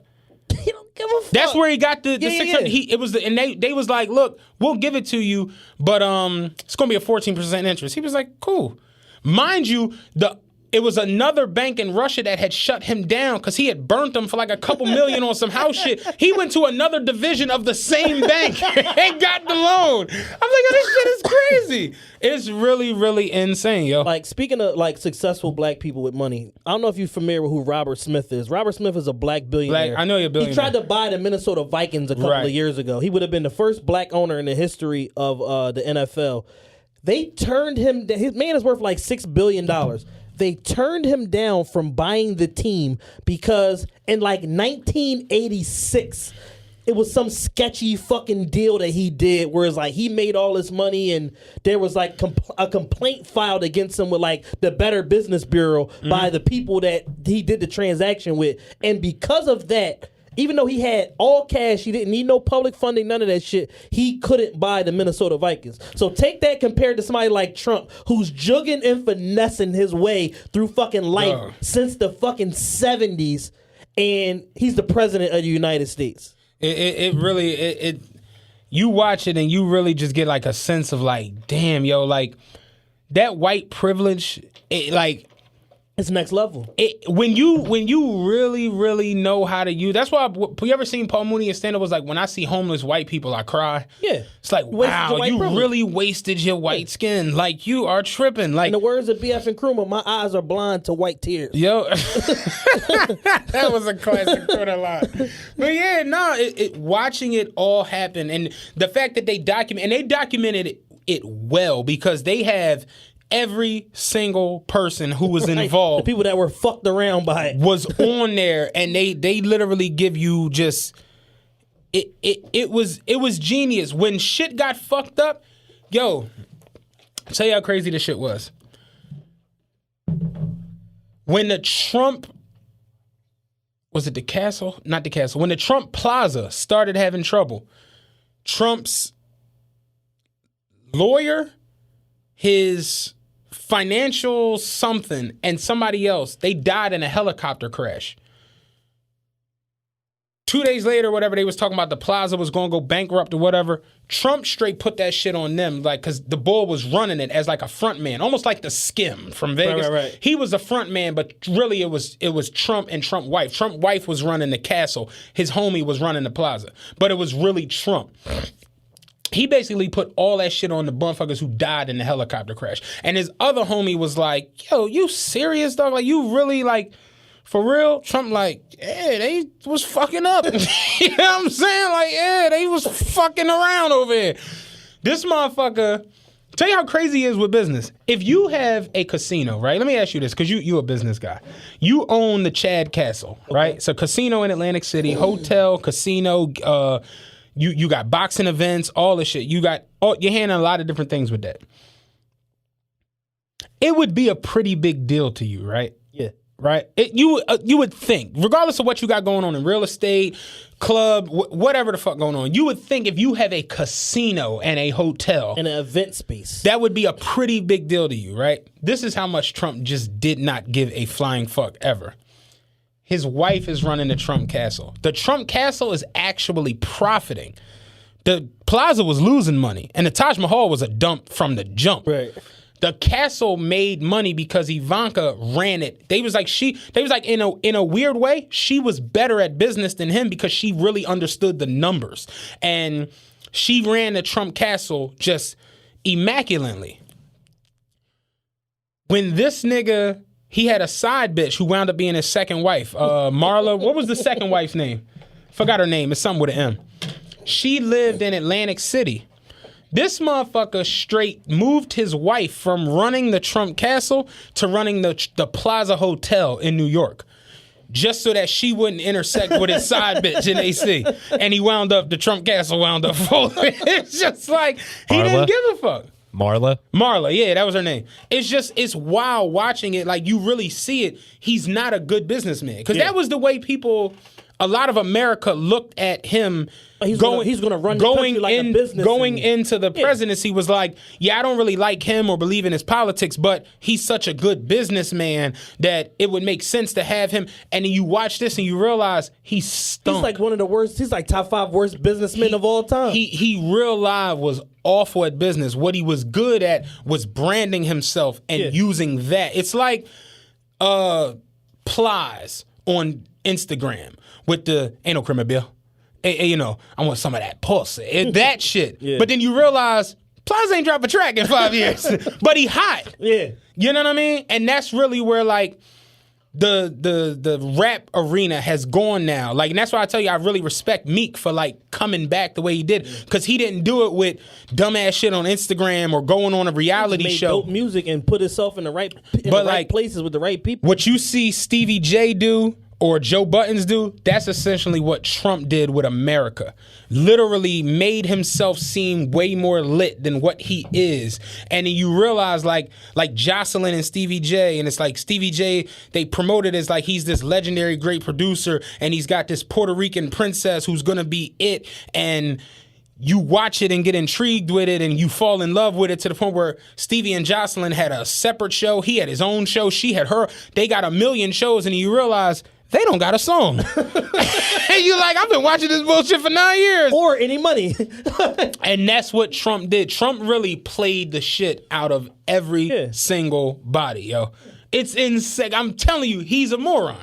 But he's brilliant at the same time. It's like how you say niggas with 4th grade education spinning bitches. He's a fucking moron. But he know when it come to the chick, I can do whatever I want. And Trump realized that shit. I can goat America into just about anything. Once that whole reality show shit happened, and then him selling the cologne and everything else, and eyes and shit, and it was just like, yo, they really don't realize, like, I don't know what I'm doing. All right, bet. Watch this then. It's the most insane watch I had. I watched it twice. It's that intriguing.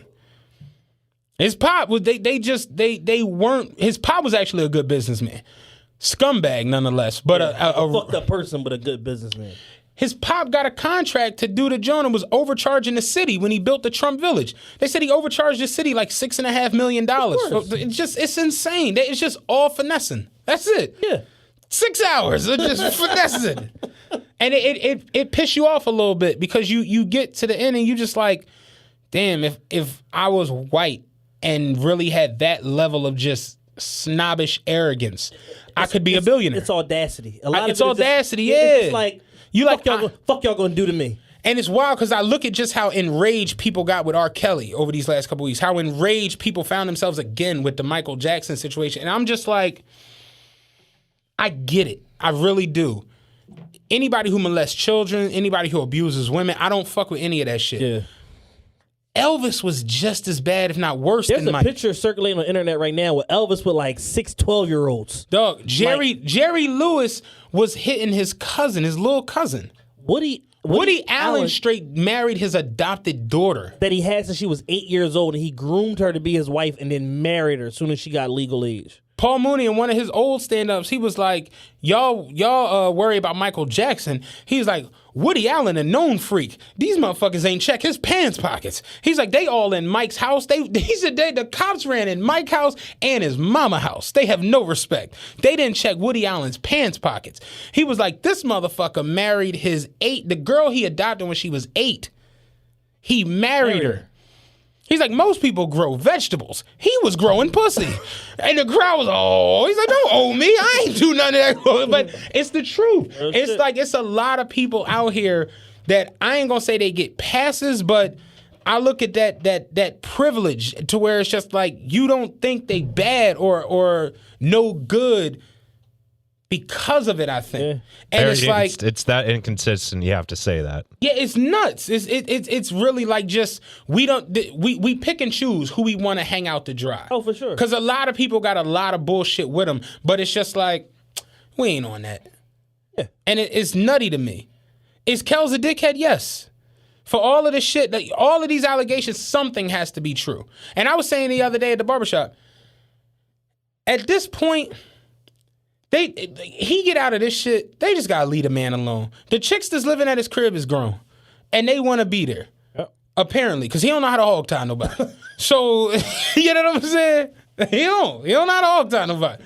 So it's like, yo, they wanna be there. It's a lot of other shit we could be worried about. Like, what people gotta understand is that there's a thin line between perverse, strange behavior and criminal activity. Right. And whether or not R. Kelly is a criminal, we will find out in court because the shit is going to be public. All the information. They said it's new tapes.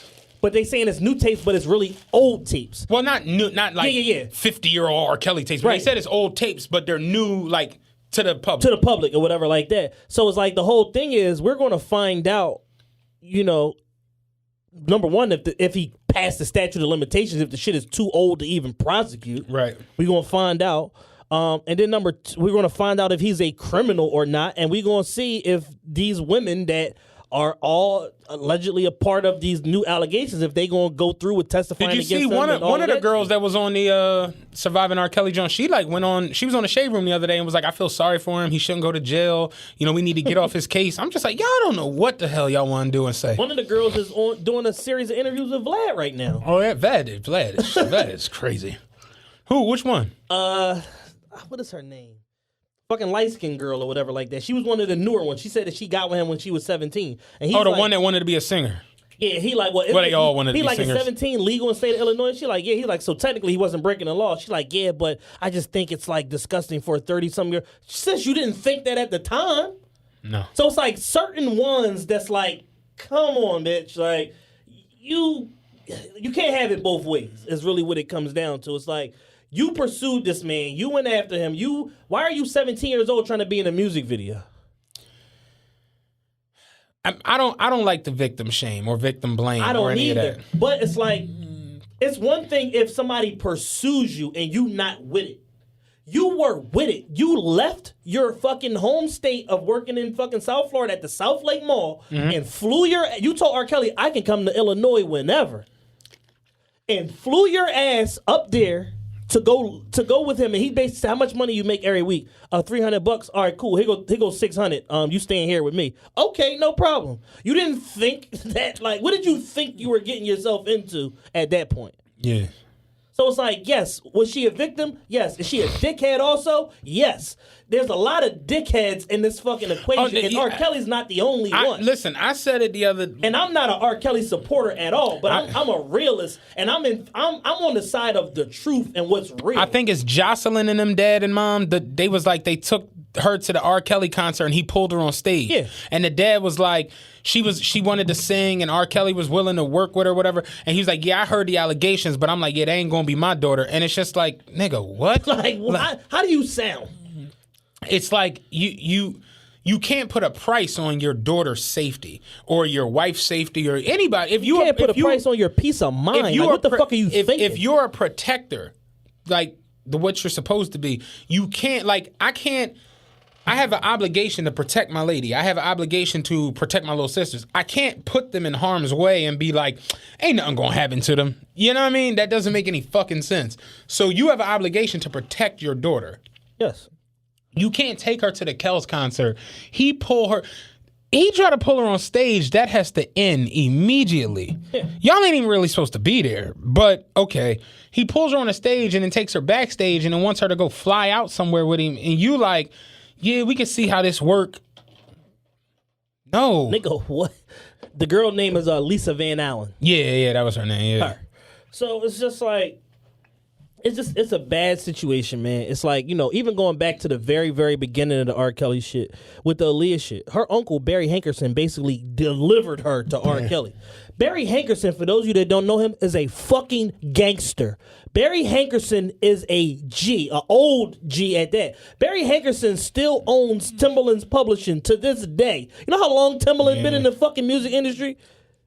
Barry Hankerson, I'm not going to say what. Barry Hankerson is a serious individual in the Chicago annals of history. Don't nobody play with Barry Hankerson. So when R. Kelly gets hands on his niece and marries her and nothing happens, you know why? Everybody was complicit because everybody was on the money train. Right. Barry was fucking R. Kelly's manager at the time. He didn't care. One thing I did read was that the tape that one of the tapes they got allegedly was being held by somebody for 18 years. He was getting money every month. Yeah.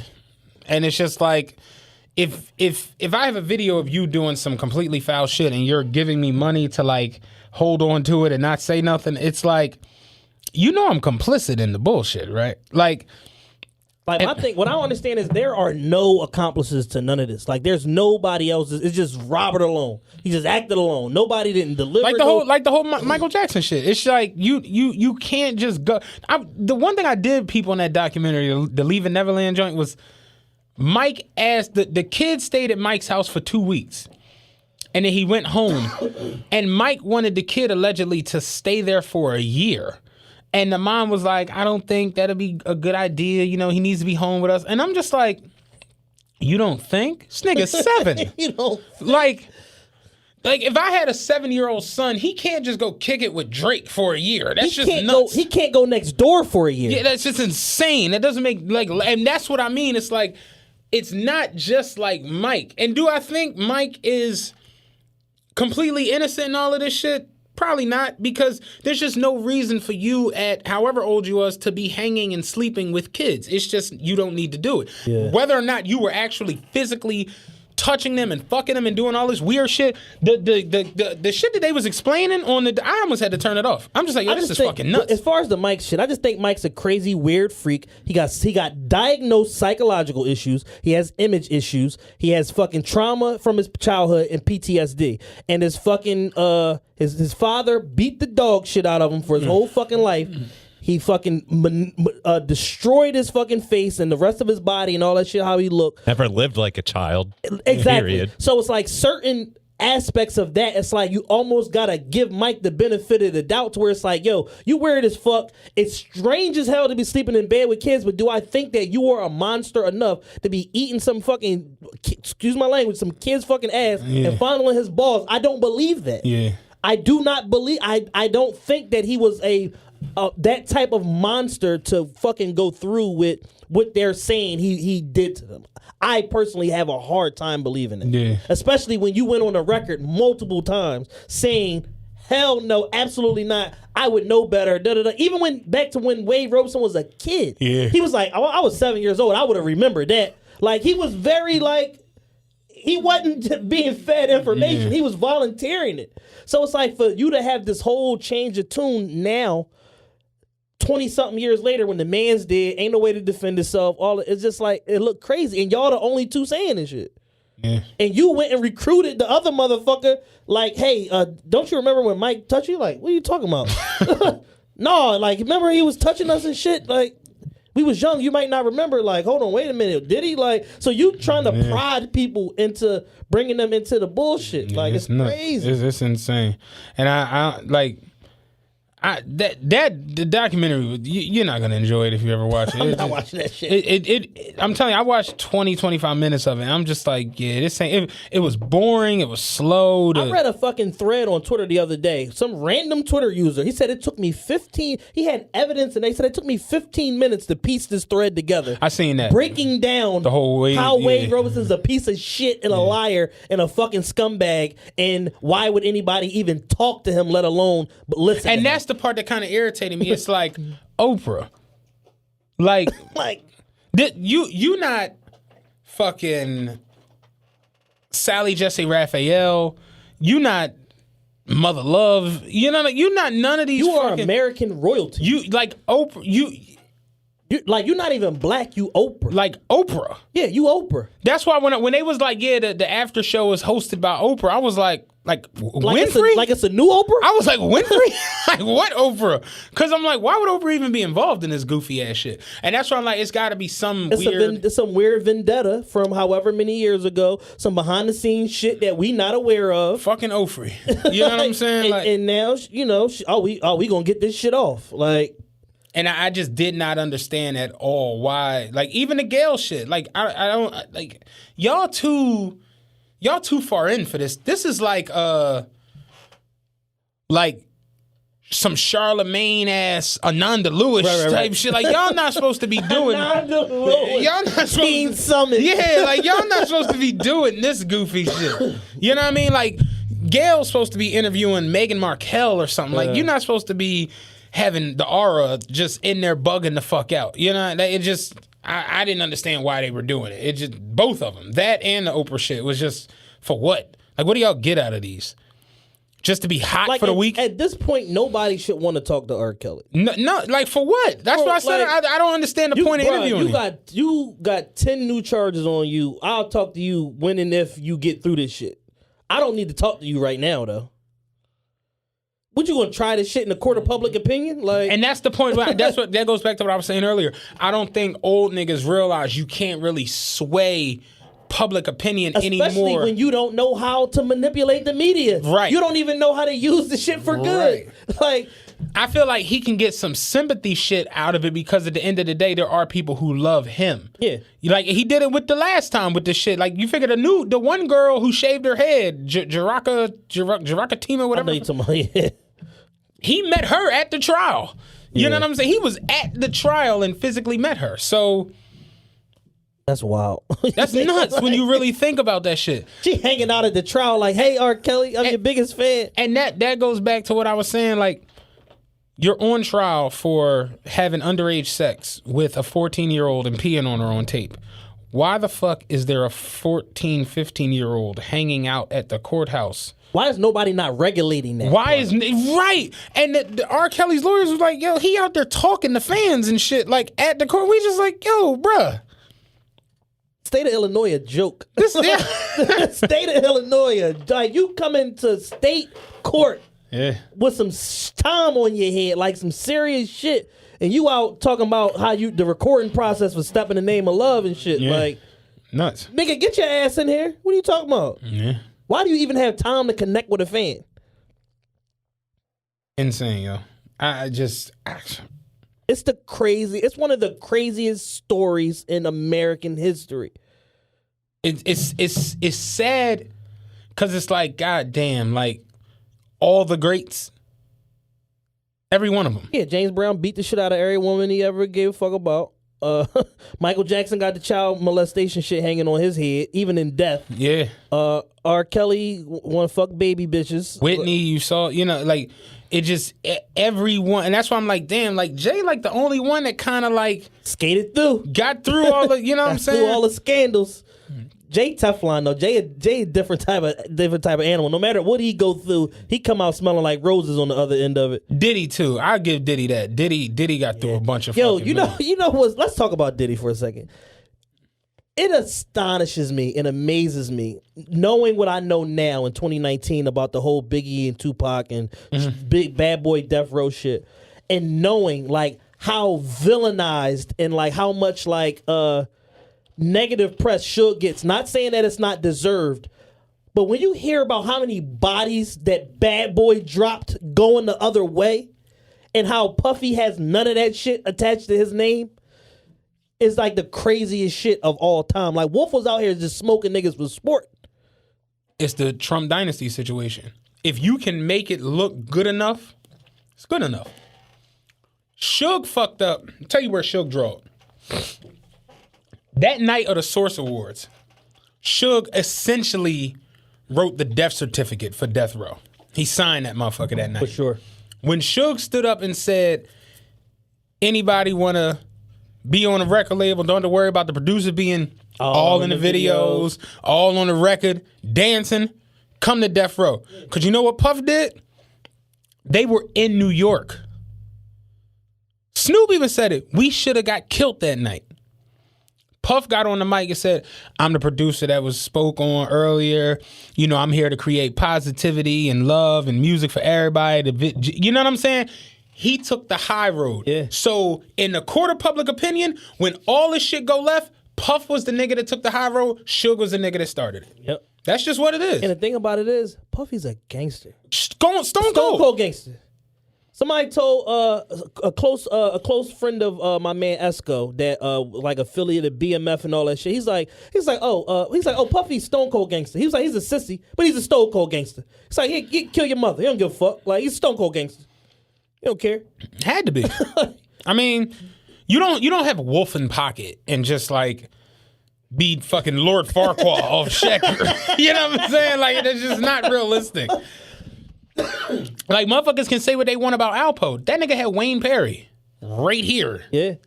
You don't have people like that right here, and you not, because for all of that, you food. You gotta be something.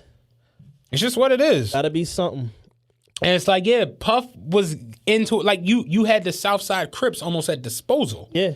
So, yeah, you was into a lot of shit. A lot of shit. It was a whole war going on in Compton. Puffy and the Hamptons fucking throwing white parties. Right. Niggas was dying left and niggas right. was getting peed on, drinking pee. It was crazy. It was mayhem out there. But in the court of public opinion, I remember even after the Biggie and Pac shit, Puff and Snoop was on an episode of Steve Harvey. Yeah. And I remember they walked into the classroom and Romeo and Bullet was like, yo, y'all cool? And he was like, yeah, man, we ain't with that East Coast, West Coast foolishness.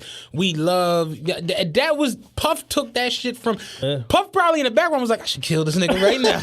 Like, you know what I'm saying? With the camera not rolling. But when that shit on... No, dog, we make music for the world. We try and get this money and take care of our families, help our friends get out of the ghetto. Yeah. It just looked good. It looked better. It's just what it is. Yeah. Like when you see Beans, Jay-Z, Dame Dash, Cam, all of these dudes have a problem with Jay-Z. And Jay say, I done made more millionaires than the Lotto did. Beans made millions, Cam's made millions, Ye made millions, Dame made millions. You like...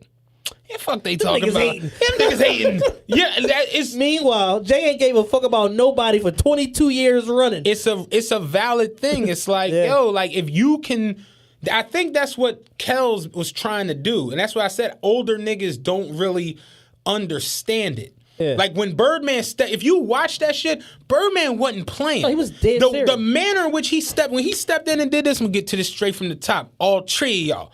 Y'all can put some respect on my name when y'all fucking talk on me. And they like, okay. Like, they like not, because they just like, whatever. They like, cut the camera on. Right. And that shit turned into just the biggest fucking joke ever. Yeah. And Birdman couldn't understand it because it's like, nah, dog, like, Birdman's a real G. Birdman had his artist killed. We can talk all the shit we want about Birdman kissing Wayne and all this extra shit. That nigga ran Magnolia, dog. A group called UNLV that was the first group signed to Cash Money. They had a song called Drag 'Em Through the Rivers, like a big song in the history of New Orleans. One of them left the group and started talking crazy about Bird. The motherfucker turned up dead in like 20 days later. Birdman is a gangster. Yeah. A super gangster. He's a clown. He's a fucking gangster. Like now, you see the way that the memes and the social media and shit treat Suge like it's a joke. Yeah. That 93, Suge would have peed on you and it got you killed. You know what I'm saying? That shit real. Like it wasn't a joke like that. And them older guys, that's what I was alluding to earlier. They don't get that it's not like that no more. You can't go in an interview and make a motherfucker just feel you what you say. It's going to be jokes. Yeah. They're not taking this shit serious already. Media is dead. The original media as we knew it's over. Fuck no. LeBron probably killed it. Yeah, it's all quasi media, and this nigga would have can't like if you decide tomorrow I'm going to have Matt TV, you the media now, right? If you run down on the right motherfucker at the right time with your phone out, and they give you 45 seconds or a minute and a half of their time, you're the media, because other media. Legitimate media outlets are going to take that content and repost it and put it here. It's funny. I had a conversation with somebody the other day, and girl we both know. I ain't gonna say her name or whatever, but we both know her. She's from Philly or whatever. She recently got her like body done. Okay. And somebody made a blog about her, like getting her body done. And This I guess bring the episode full circle. 2019 is just throw weird. It in the trash. It's just weird. We are very weird people because people put way too much time, thought, and energy into what others are doing. You know what I mean? Yep. Regardless of, it don't matter if they go on a vacation, if they doing something to make themselves feel better, if they marrying somebody, if they decide they want to have children, if they decide they want to start a business, whatever the fuck it is, people care way too much about shit that they shouldn't. You know what I mean? So whatever, she got her body done. Motherfuckers made a blog about it. And I was explaining to somebody the other day, I'm just like, yo, y'all live for this goofy shit until it hits home. Until it hits close to you or somebody you know. Then you like, why the fuck do people care? And I'm just like, this is why the Shade Room has 20 million followers. This is why Baller Alert has 20, like, when the bid is going, when Safari is the bid, it's hilarious. When so-and-so up the block is the bid, it's fucking hilarious. It's always like that. But then when it's you, it's like, or somebody close to you, you just like, people crazy did it. And I'm like, you have to understand something. When you putting pictures on this internet, them shits could go. It's for everybody. It's for public consumption now. That shit I posted a couple weeks ago, I didn't tag World Star. I didn't at fucking Kevin Durant. I didn't do none of that shit. I posted it on my Twitter, was like, yo, you know, and Who Cares News down to $1.83. Next thing I know, motherfuckers was like, yo, Kevin Durant comment on you. I'm like, wait, what? This shit went every motherfucking where because you don't know where this shit could end up. And I told Lee, I'm like, I literally had to stop people I know from arguing with strangers. You're arguing with somebody with 12 followers and a picture of Goku as their fucking Avi. I'm like, stop. The people with Goku as their Avi is mean as hell on the internet. Yeah, they're the meanest people out there. You're driving yourself crazy. I'm like, stop arguing with them. Evil. Or Tom Brady. Yo, yeah. But I'm like, yo, stop arguing with them. I'm like, you look crazy. And they like, nah, dog, motherfucker saying anything. I'm like, it's the internet. Y'all don't know how this shit work yet. It's the intranet. This is what they do. And it's 3 different levels of it. It's Facebook, then it's Instagram, then it's Twitter. Those is the slums. Twitter is the bowels of the internet. You know what I'm saying? Like, I posted that picture on Facebook.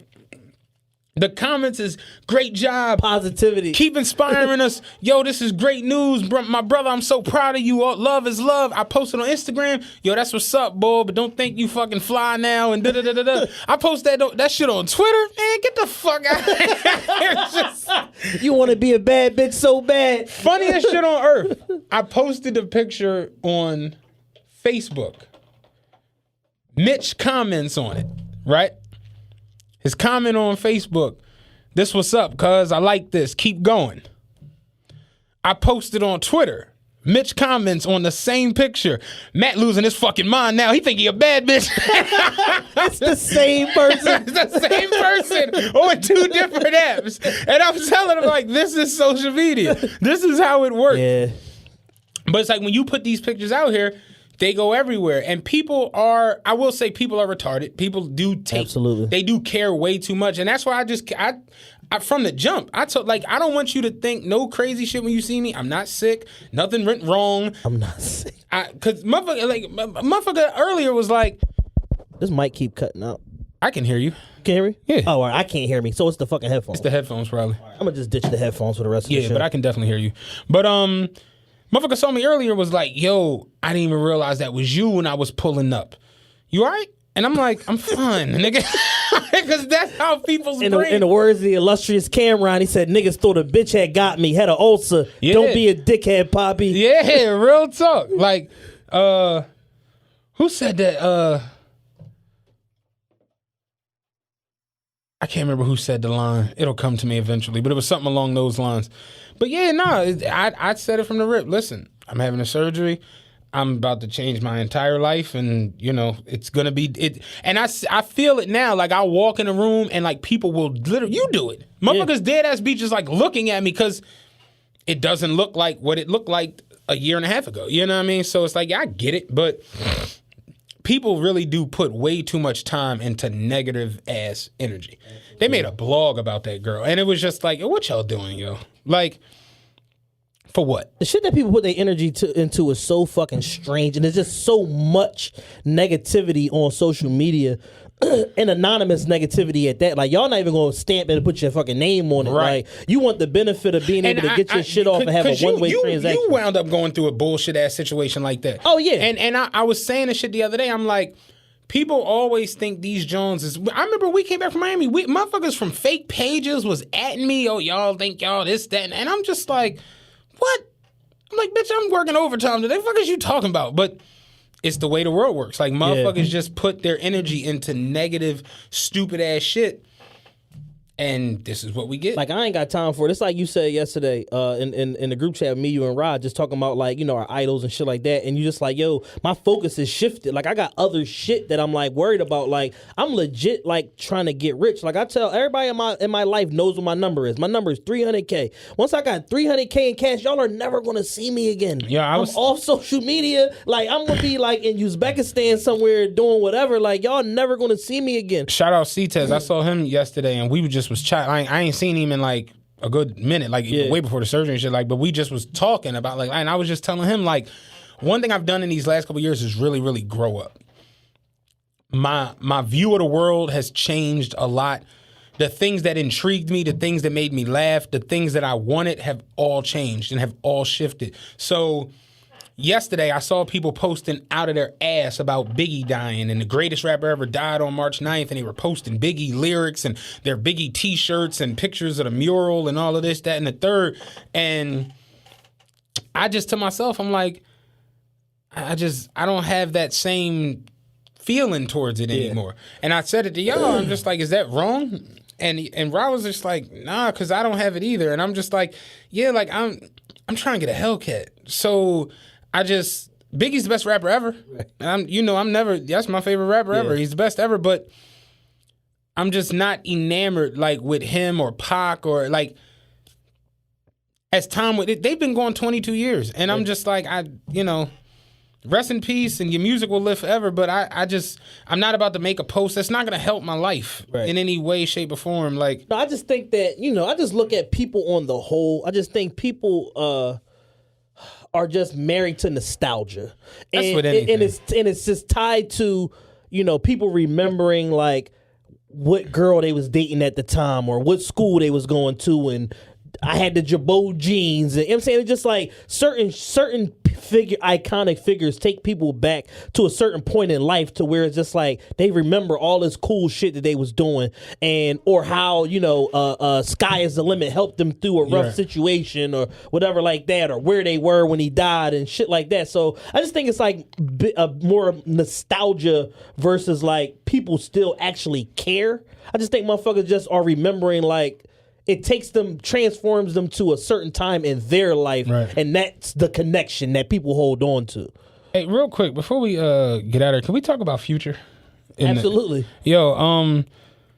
That shit was like all made up. It was like all a farce. Yeah, it was a he say, she say, but nobody never told her that. You get what I'm saying? Like, nobody never told the girl that. So those of you that don't know, it was a whole big social media firestorm last week.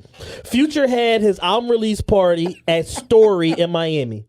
I was just at Story in Miami back in July. My man Javi birthday party. It was his party, varsity group. That's one of my best friends in the whole world. My man Javi, he's on a weight loss journey right now too. He's down like 140 that's what's up. pounds or some shit like that. That's what's up. So he had the party. Like he does all the big celebrity parties in fucking Miami. Javi has something to do with the shit. So we start slowly on Twitter that night, starting this like little specklings dropping out little tweets and this picture and that picture, and the word is Future said no fat chicks in the club, and I'm just like, sounds odd, like, especially for a Thursday night. Yeah. I can imagine what they paid Future, being as though he's getting a half a ticket to do a show, so he probably got every bit of $150 to go in that club that night. And I'm sure everybody's money is green on a night like that. So, you know, we gonna take what the fuck we can get. Right. Especially y'all paying top dollar. Either you can get in or you can't get in. So it didn't really make sense to me, especially because I know the club, I know the promoter. It's like my brother, and I just know how they run shit down there. So I'm just like, all right, this is like a little odd. So a testimonial came out.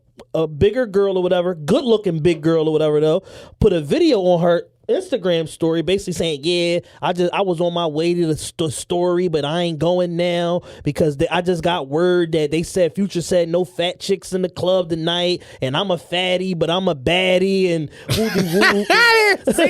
all this, like, you know, all the posture and shit. You know, I'm a fatty, but I'm a baddie. So it was like one of them Jones. It was like let's get Future out of here, but we gonna get our shit off at the same time. Get the fuck up. You know? Once you say something that dumb, you just don't care about what they're talking I'm a about anymore. fatty, but I'm a baddie. So it's like she was flexing, but like remorseful at the same time. So it was like a weird Joan or whatever. So I immediately hit up Javi. I'm like, bro, what the fuck is going on tonight? He like, what you mean? I'm like, yo, the word is Future said no fat chicks in the club. He said, number one, I'm a fat nigga. I didn't say it. Future didn't say it. They said, you know who said it. I'm like, who, the owner? He like, yeah, the fucking owner said the shit or whatever like that, but they blamed it on Future. He like, and like, as far as I know, didn't nobody have no trouble getting in tonight. So I start sending him all of the shit. He's dying. Like, I'm sending him screen records of all of the different shit. Future is like, Future said, it's like when Future see the fat chicks walking up, man, get your big ass out of here, bitch. Listen, dude, that little clip of that nigga though, get your big ass out of here, bitch. Yo, that shit, I fell on the floor. You hear me? The Joe with the Vince McMahon, where are they? They're in the parking lot. You stay here with somebody. Take me to the son of a bitch.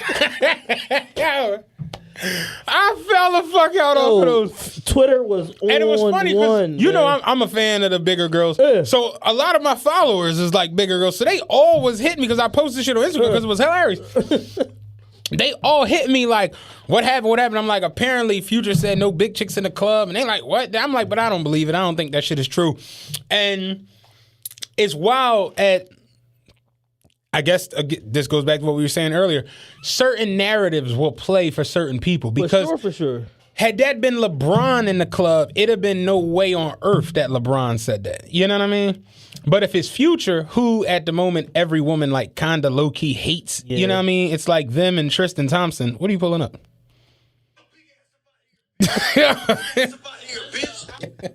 Yo, when I see that shit, I fell on the floor. This was another one. It was. I know that I want to punch you in the nose. I'll beat your goddamn ass, you son of a bitch. You're an intellectual dumbass. And I'm coming. You coward. You think you're a tough guy. Fucking Alex Jones. Alex Jones is nuts. Yo, Alex, did you see him on Joe Rogan I saw podcast? like clips of it. Yo, I had to unplug. Yo, his third eye too open. I can't fuck with I heard Alex. it's nuts. I ain't get a chance to like it's really. the craziest shit you will ever watch. What? It's 4 hours and 40 minutes of the most spaced out shit you ever heard in life. His podcasts are way too fucking long. What were they like? Because They were talking about artificial intelligence, right. humanoids, which are half human, half robot hybrids. They were talking about gene splicing, which is already going on in China, Right. and the fact that they're doing like human embryos being birthed out of cows, which means that they don't have human rights, but they still are human-esque. Yeah. It's just like the craziest shit. You like they talk about artificial intelligence taking over and how the robots are going to kill everybody, and it's just like it's the craziest. At the 45 minutes, I say, yo, I can't listen to this. Yeah, I heard it's nuts. It's nuts. It's the wokest shit you'll ever watch. Like The wokest. It's like I'm just like, bruh. Like at the 40, I tapped out. Like I was trying to do other shit and just listen to the audio and not watch the video, and I had to keep rewinding it. I'm just like, what is he saying? Like, what the fuck are you talking about? It's the craziest shit in life, man. Yeah, I can't really get into Alex Jones. It's like I've tried the Joe Rogan John I can listen to. I love Joe Rogan. I like a couple of his episodes. I learned a lot of shit watching Joe Rogan podcast. The MMA should be a little annoying, but Yeah. he's got a good show. Did you watch Killer Mike on the Joe Rogan podcast? I haven't watched that yet. Great. I heard it was real good. It's equally as good as the Breakfast Club, Joe. Okay. If not a little bit better. I'm gonna check that out. Yeah, it's pretty good. But yeah, no, that Future shit. I was sitting there to myself, I'm like, see, this is the shit I be talking about. I like the big girls, but y'all won't make me famous. You know what I'm saying? I have them overrunning the fucking club. You know what I'm saying? Fucking Get your own night. Yeah, it be fucking mayhem in here. Yo, no skinny bitches in here tonight. I want none of that bullshit. Skinny bitches! Fuck out the line. But yeah, y'all want to play games. So real quick, wrapping up the Future shit. So the girl that put that original video out there, DM Future, trying to get a comment. saw that. And he Was shut her the wild. fuck down. Right. He was like, no, because you such and such, that's evil. And she like, no, so you don't want to say nothing? He said, I don't got nothing to say. You already had your mind made up. So it basically was like, it was cap. And, because people hate Future, women hate Future, everything with a vagina hates Future. So it's easy to just like put it on him and make him out to be the bad guy. And he like, no, that's evil. I ain't fucking with that, blah, blah, blah. Then he put the DM out and had the girl looking crazy. Yeah. So Future didn't say. Future said, Future ever the politician went on Twitter, which is everybody's proper social media when they trying to get their point across, and said, I'm an entertainer that love women of all shapes and sizes. That's cap. Yeah. And then that just kind of went away. Yeah, it was weird. But yeah, people will literally just run with whatever narrative they got, whatever narrative they want to put out and be like, oh no, this is cool. And I saw that it took like a mind of its own. And it was like Future even was like, yo, can y'all cool out? Like, That shit went on for like 2 days. and he was just like, I didn't say anything. Right? He's like, I didn't say anything. I didn't. Dying. Oh, okay, cool. Hey, real quick. Debate went on the other day. Leonardo DiCaprio or Tom Hanks? Tom Hanks, phenomenal actor. The fact that he looks like a thumb bothers me. He looks like a human thumb. I look at Leonardo's body of work, diversity of his roles. Catch Me If You Can. Amazing performance. He should have won for that. I think he lost to Jamie Foxx that year for fucking Ray. Tom Hanks was in that. Like he was great. Leo was the shit. Leo was the shit. So you have The Departed, phenomenal role.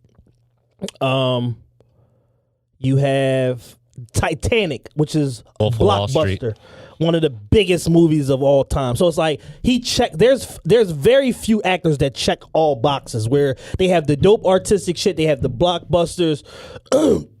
They have the movies that people just love, shit like that. So you have like a Johnny Depp, which Johnny Depp was one of the GOATs to me, but Johnny Depp hasn't made like a movie that people care about in 10 fucking years. Mm-hmm. So you got Johnny Depp, you got Tom Hanks, you got Leonardo DiCaprio, Matt Damon is up there, then Denzel and Sam Jackson. I'm taking Leo over anybody. Here's my thing when it comes to Leo and Tom Hanks. Tom Hanks got like 12 movies that have all grossed over $150 million. I haven't seen 12 Tom Hanks movies. You though. have. I haven't. You have. Apollo 13. Never seen it. A League of Their Own. Seen it twice. Philadelphia with Denzel. One time. Forrest Gump. I seen it in pieces Toy Story. when I was a child. Toy Story 2. Saving Private Ryan. Never seen it. The Green Mile. Never seen it. Castaway. Yeah. Never seen it. Like Tom Hanks does not like. I'm so consistent. You need to watch some Tom Hanks movies, though. I'm not intrigued by Tom Hanks. There's nothing intriguing about Tom Hanks to me. He doesn't give off the leading man look, and his role selection. I don't give a fuck about those movies. I don't see how. Those are like classics. Yeah, but I don't give I'm wired different. You get what I'm saying? Like, I just don't care about majority of that shit. Like Philadelphia, phenomenal movie. Phenomenal. And I saw that when I was older. I didn't see it when I was young. I seen Philadelphia when I was older. I do think Leonardo DiCaprio is the best actor ever. But I'm just saying the Tom Hanks argument makes it makes sense. I'm just saying for me, I don't give a fuck about him. Like, I wouldn't necessarily put Will up there. Will's not. I didn't mention Will. Will's not up there. But Will plays himself in every movie. Yeah, you know what I'm saying? Denzel, Tom, Leo.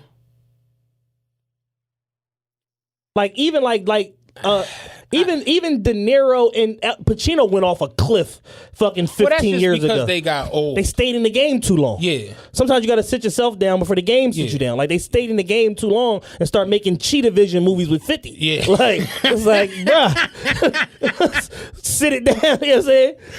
When I saw whatever the fuck the name of the movie was starring Al Pacino, Robert De Niro, I'm like, oh, this about to be some shit. And 50 Cent, I'm like, It's like, what nigga, is going on? what? What? You got to get out the game sometimes, man. Yeah. You got to get out the game. But It's no, like Tom when, Hanks. it's like when MOP signed with like G Unit. It's like, all right, it's over.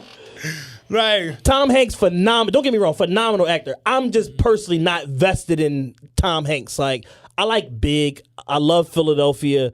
I get the Forrest Gump shit. The appeal, like the Forrest Gump shit is more so like a story of a person who shouldn't have been able to achieve everything that he did and having all of this great shit, historical shit tied to him. You never go full retard. Exactly. For sure. Phenomenal role.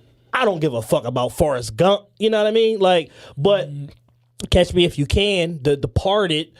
I didn't even The Revenant. I watched it but didn't watch it. Yeah, It's like you got to fight a bear to win an Academy Award. It's like not really my thing. It's like you put my man through a lot of shit Aviator here. was pretty good. Aviator. Man with the Iron Mask was pretty good. Leo had another John I always forget about. It's not till I actually look, then I'm like, oh, that's right. Aviator, Catch Me If You Can. Inception. What? Inception. I ain't really like Inception. I liked Inception. I ain't really like that. What's another Leo movie? I'm pulling it up right Shutter now. Island. Shutter Island stunk. The Revenant. Wolf of Wall Street. Wolf of Wall Street. We didn't even mention Wolf of Wall Street. I ain't gonna hold you Somebody though. said that. What's the name? Jonah Hill watched him in Wolf of Wall Street. He did. But it's by design, though. And what people got to understand is that certain scripts are written with the supporting actor in mind, to where it's like when the number one supporting actor comes on screen, he's going to steal the show because he has less screen time than the leading man. So that shit is done by design. But Jonah Hill's not a better actor than fucking Leo. I ain't even gonna get that. Like Leo killed Wolf of Wall Street. He was awesome. But Jonah Hill, it wasn't even the airtime. He just really embodied. Oh, for sure. That with them teeth and the glasses and just the. Remember when he told the boy, "I'm still waiting on my apology." You remember in the parking lot, like he just played the hell. Leo out of in that. Django. Now listen. That was the movie I was actually thinking about. There are a lot of people who talk about Jamie Foxx and what was the black guy? Sam Jackson. Samuel L. Jackson. That little 5-minute scene where he talked about the Negro skull and this, he bodied Django. He bodied that. He was awesome. You believed him. You really thought he was like a slave owner. He killed Django. Have you seen Gatsby? Gatsby was. I like Gatsby. I mean, have you ever watched the original Gatsby? No. Yeah, like it I like Gatsby. Gangs of New York, even though Daniel Day-Lewis washed them badly in Gangs. Gangs of New York is 5 hours long. I've seen Gangs of New York 55 times because of Daniel Day-Lewis. He's another one. He's a GOAT. He just don't really have no blockbusters because he just rather do like Art Deco type weird little indie films and shit like that. But Daniel Day-Lewis, phenomenal actor. Phenomenal actor. What else is on here? Quick and the Dead. Like Leo don't got a real crazy extensive filmography, yo. Right, but the ones that when he hit. He hit. It's Tyson status. But Tom's there. You know what I'm saying? He's right there. He's right there. And if it ain't Tom, it's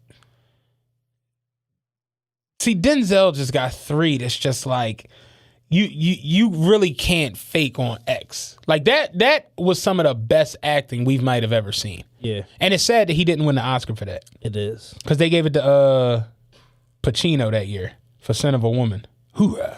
They gave him for that shit. Right. But yeah, no. When Denzel did X, that was just excellent. Training Day was excellent. Yeah, like see, Tom got a couple of joints where I'm like, Tom, what you doing? Angels and Demons. Well, I ain't really the Da Vinci Code. Yeah, the Religious Da Vinci Code Spies, Da series, Vinci yeah. Code. Like, Da Vinci Code wasn't for me at all. I tried to watch it. Paul Mooney said they didn't make Jesus a pimp. I can't fuck with this. I said I can't fuck with this, man. This ain't it. Da Vinci Code wasn't for me. I'll be the first one to tell you I ain't really. Cloud Atlas with him and Halle Berry. I don't even know what the fuck that is. But Road to Perdition. That's Road to Perdition. Road to Perdition. Road to Perdition was Tom Hanks, you got one with that one, baby. Road to Perdition. That's a serious ass movie. You Is killed that shit. Is Holly considered the best actress, black actress? She might be the best actress, period. Yeah. Her, I mean, you look at her film, she got some shit. Over Angela Bassett? You know who else I like? Not Meg Ryan. Who was Can't be Meg Ryan. No, who was who was Devil Wears Prada? The older lady. Streep. Meryl Streep. Meryl Streep is the deal. Was that Meryl Streep in what's the John with my sisters used to watch that movie all the fucking time. She was like a ghost or something like that. We're gonna look at Meryl Streep is the GOAT female actor. Devil Wears Prada, Bridges of Madison County, The Post, which I just seen recently. Good movie. What's the name of that movie? I can't fucking think of it. And it's a corny, terrible ass Fucking Meryl Streep was in The Deer Hunter. G movie. What the fuck is the name of it? They were like ghosts and they were like throwing each other down steps. They used to have this shit on all the fucking time. Death Becomes Her. You ever seen that shit? Yeah, my long time. sister used to watch that bullshit every goddamn day. I might gotta give it to Meryl Streep. Let's look at Angela Bassett shit real quick. Then we're gonna wrap this up. Cause I love Angela Bassett. She's Angela Bassett and None of these movies Meryl Streep has been in have I actually watched, so I can't say. Angela Bassett and Regina King are my favorite. Regina King? Regina Hall is the younger. Okay. Will's wife from Enemy of the State. Exactly. Yeah. Like, she's been good. in everything. She has. From 227 to the Boondocks. She's been in everything. She was in Boys in the Hood. She's been in everything. Shut up, bitch. She was in Friday. She was like She was in Friday. Craig's Damn. sister. She been in everything. She really been like low key. She the blackest black woman She really alive. been low key in like everything, yo. That's crazy. I forgot about she was in Friday. Yeah, then she just had to hit on Netflix the 7-second shit or whatever like that. She won like awards for that. Yeah. All right, so Angela, What's Love? Oh yeah, Angela got it. Yeah, well, What's Love? What's Love? Waiting to Exhale, Stella, Black Panther, Boys in the Hood. She's in Boys in the Hood. Yeah, She's fucking she was Trey's Trey mother. Mom. You know, I read the other day Olympus Has Fallen. that Angela Bassett, it was Halle Berry that they picked for What's Love Got to Do with It. And they did screen tests and they was like, nah, then they went with Angela Bassett. Yeah. They actually had given it to Halle though. Damn. I was reading the joint like movies that people had taken and then Yeah. turned down, and then they went and picked somebody else, or movie they wanted this person for, but then wound up going with somebody. Right. It's a lot of that shit that like happens in Hollywood. Killer in the Bee, Vampire in Brooklyn, cult classic. Shit, Angela Bassett, Malcolm she's X. just been everybody. She was fucking. She was in Bumblebee apparently. That just came, the Transformers movie that just came out. She's in everything. Notorious. She's Biggie's mom. She's literally been everybody. She was Rosa Parks. You know she was Rosa Parks 2002. I'm telling you, Angela Bassett. She's in everything. The Jacksons. And Oh it's, yeah, Angela Bassett is the and greatest. it's crazy because she doesn't have a Oscar. That's nuts. Yeah. Angela Bassett's literal. That's why I'm like, I never understood I understood the Holly thing. Holly is nice looking, but Yeah, Angela Bassett, get her out of here. like, What's Love Got to Do with It alone? That performance was I've seen just that great. movie 75 times. Great. Easily. Like, phenomenal. Yeah. You know what I mean? But, yeah, I mean, the best actors, that shit, best actors, best actresses, them Jones can, like, go on forever. I just saw people going on about that shit the other day on Twitter. I'm just like, Leo got the joints. You know what I mean? Leo is Phil Jackson. I get the ring. He got the ones that count. Tom Hanks is Jerry Sloan. if that makes any sense. Like, just, we've been here for years. This is what I do, you know. And he got big, like Apollo 13, Da Vinci Code. He got big, huge, Forrest Gump. Like, he got big, huge, multinational smashes. shit, like international smash. And he got a Best Actor Oscar, same as Leo, you know what I mean? Same as Denzel, same as De Niro and Pacino. But me personally, I think the most talented motherfucker in the industry is probably Jamie Foxx. And Jamie Foxx is one of the most talented people alive. Like, he literally stand up, singing, film, television, Can play basketball, radio. Like, remember the Foxhole? Yeah. Yo, real quick, I was listening to Foxhole Joe the other day. You ever listen to Joe with Terrence Howard?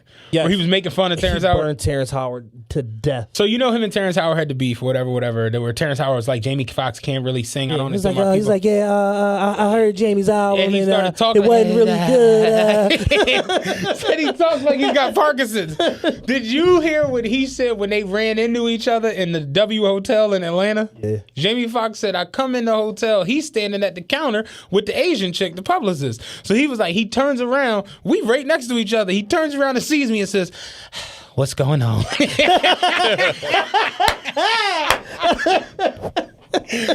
this motherfucker turned around and sighed. I said, what's going on? What's going on, Jamie? He was like, we wound up on the elevator together and we ride up. And the publicist turned around and was like, I didn't like the little jokes you said about him. He's like, what are you talking about, publicist? He's like, Terrence Howard was like, yeah, you said my album, you said it when what was that you said? He said, I said it went plastic, nigga. He was like, it was this awkward silence, and all you heard was, boom, that's my floor. Yo, Jamie Foxx Foxhole was fucking hilarious. Did you see the Jamie Foxx joint when he was at the roast? I think it was Shaq roast. Yeah, when he got on Doug Williams. Yes, yeah, man. that's like classic. He's like, this is your conscience. Said, I'm not Jamie. I'm your conscience. Said, damn, I wish I could do a movie with Jamie. Yeah, he killed. He fuck around ended Doug Williams' career. Finished him. Yeah, that was bad. Finished him. I should get down right now. Yeah. Oh, well, that's my time. Yo, anybody listen to this, go type in Jamie Foxx Foxhole. He got 3 different Jones. The shit with Terrence Howard, when he talked about going to the Michael Jackson concert in '89, you ever hear that joke? Oh my, it's the funniest fucking story you ever heard. And then when OJ came in the club in Atlanta, did you hear Yes, that one? man. Dog. He got 3 stories on Foxhole that are out. I mean, you will literally, like, you'll have to stand up. The Michael Jackson OJ shit, you cannot sit down and listen to them fucking stories. When he said OJ came in, he was like, I'm drunk. I grabbed the mic. He's like, OJ walk, because he was like, I saw people clutching their necks and the crowd started splitting. I'm like, the fuck is going on? He's like, I look up, OJ's coming in the club. So he's like, I'm drunk and I'm on the mic with the DJ. And he was like, oh shit, we got OJ in the house. This is a killer party. And he was like, everybody started laughing. He was like, the one motherfucker in the room who wasn't laughing was OJ. He's looking dead at me. He's like, he's like, this how I know he did it, because I could feel the hairs on my neck stand up when he started staring at me. So he was like, the whole night, me and Johnny Mac keeping our eyes on OJ, like making sure he's chilling, sit down. So he was like, the waitress started talking, asking us what we wanted to drink in the DJ booth, whatever. He's like, we look back, OJ wasn't in his section. And he was like, yo, how this motherfucker move that fast? So he was like, now we like searching the whole club, like, where is he? He was like, and then he's like, you could feel the chill come over you, like, the fuck? He's like, you turn around, OJ was standing in the DJ booth with us, and he grabbed my wrists. He's like, his hands are huge. He reached out and grabbed my wrist, and he was like, hey, Juice. And Johnny Mac was like, your voice got a lot higher than that. He was like, why you squeezing me, Juice? He said, OJ was like, what was all that bullshit on the mic when I walked in here? And he was like, I'm just having fun, OJ. But he was like, dead ass. He was like, I felt that grip from him. He's like, ever since then, I'm like, he killed the motherfucker. He's like, I know damn well he killed the motherfucker. But yeah, no, the Foxhole was genius. Class. I used to listen to Foxhole every day. And that was when I was trucking. That shit used to come on the satellite joint. I used to listen to that shit all the fucking time. But yeah, like, he's uber talented. Like, he can do any fucking thing he wants to. But I just saw people arguing with that the other day, the Tom Hanks Leo shit. And I'm just like, it's an argument. It ain't a case closed situation. A case closed. But it ain't a case closed. do you care at all about the Lakers? No, I'm done with the Lakers. I'm done talking about them. They burnt out. You know the best Laker moment of the season? They fucking 6 games out of the playoffs. They just lost. Brian is on fucking his Instagram story dancing to 2 Chainz and Ty Dolla $ign. I'ma buy you some diamonds. Did you see the fake along? Did you see the fake LeBron at Carnival? No. It's a motherfucker Carnival's going on down there. Yeah. It's a motherfucker dressed up like LeBron dancing down the street, and he looks just like LeBron. So everybody thought it was LeBron. You know what I'm saying? Because it looked just... Imagine your calling in life being a LeBron doppelganger. Like, I'm going to just go here and just be fake LeBron. I'm about to show it to you right now on air. So Dude probably got the same tattoos and everything. Because people that want to be doppelgangers, like, do weird shit like that. Same messed up toes. Hey, yo. I mean, it don't really look like Bron. When you not making playoffs, so you come Carnival. The caption with the broken English is classic. When you not making playoffs, so you come It Carnival. looks just the fuck like me. But when I first seen it, I'm like, I better not be fucking man. Yeah, the Lakers are in trouble, man. I know My Matt. second favorite Lakers moment of the season, also this week. Lakers getting their ass kicked. They getting their ass handed to them on Saturday. Rondo is sitting next to 2 Chainz. Yo, Rondo was literally not giving a flying fuck. He was like 7 rows back from the bench. Rondo didn't give a goddamn I was the like, other that's day. rapper 2 Chainz and his family. 2 Chainz handed Bron a chain after the game. Did you peep that? No. He like took a chain off his neck and gave it to him. I don't know what the fuck that was. Yeah, they like besties. Yeah, it's weird. LeBron A&R 2 Chainz album, whatever the fuck that means. Yeah. How is 2 Chainz album? It's great. I haven't listened to it yet. Excellent. It's not a 2 Chainz album though. I heard like mixed reviews. It's not a 2 Chainz album. It's different. Okay. It's like a mature like rap album. Oh, okay. Like he talking about like real shit, like adult shit. I mean, you can't do the goofy. You can't do the You 48 2 Chainz. yeah, the Chainz. onesie with the Titty. Jeremy Scott. Can't do that. That was 2012, bro. It's Yeah. 7 years later. We can't keep revisiting that shit. Nah, he reinvented himself again. He got this dope series on YouTube called Crate Talk, where he basically playing crate ball with different people as he interviewed them. The first one is Steve Stout. It's out now. Okay. It's cool. It's like a little 7-minute, like little mini. I was blog. watching him and Action Bronson on Most Expensive the other day. Oh, I I was can only imagine. geeking. They were fucking hilarious the other day. I want to get a show on Vice. We Yeah. got to get a show. We gotta get that going. We got to get a. We gotta real, fill that slot that Jesus and Meryl left. We got to get a. Have you show. watched that Showtime show yet? It hasn't started yet. I think it It's been going. I thought it just started like this past Thursday. like 2 or 3 episodes, I think. Yeah. Oh, I thought it just started this No, past it's like Thursday. 2 or 3 episodes. I haven't watched it yet, Yeah. and I fuck with Jesus and Meryl. I was shaky on them at first. Ash put me on, Perfectly Ash. She put me on to that John. I fuck with Jesus and Meryl. They hilarious. Yeah, I'm gonna go to Clint's live show. He has a live In New York, show. right? Yeah, end of March. I want to go to that, John. Rod's supposedly DJing it, so if Rod's definitely DJing, I'm gonna go up there. Oh no, we gonna go. Let's mob. But I'll bring my YBs. okay, Since cool. apparently my YBs are banned from Reddy's place. Reddy talking about the King's room will be 25 and up. I said this should sound like the Dino room to me, motherfucker. 25 Dino and up. room. Who the fuck want to have all these productive conversations with women that have good heads on their shoulder? What are you thinking about, Reddy? Got anything else? I ain't got nothing else. Just this Friday, Saturday, C. Diddy birthday weekend, Vanity Grand, Moneybag Yo Friday, Lil Durk Saturday. Tickets all on one spot, VanityGrandPhilly.com. Come out, come fuck with me. I got all my old dinosaur homies that like tricking. We'll be in the building, ladies. Come get you $200 and your electric bill paid. It's going down. It's lit. Peace. We out.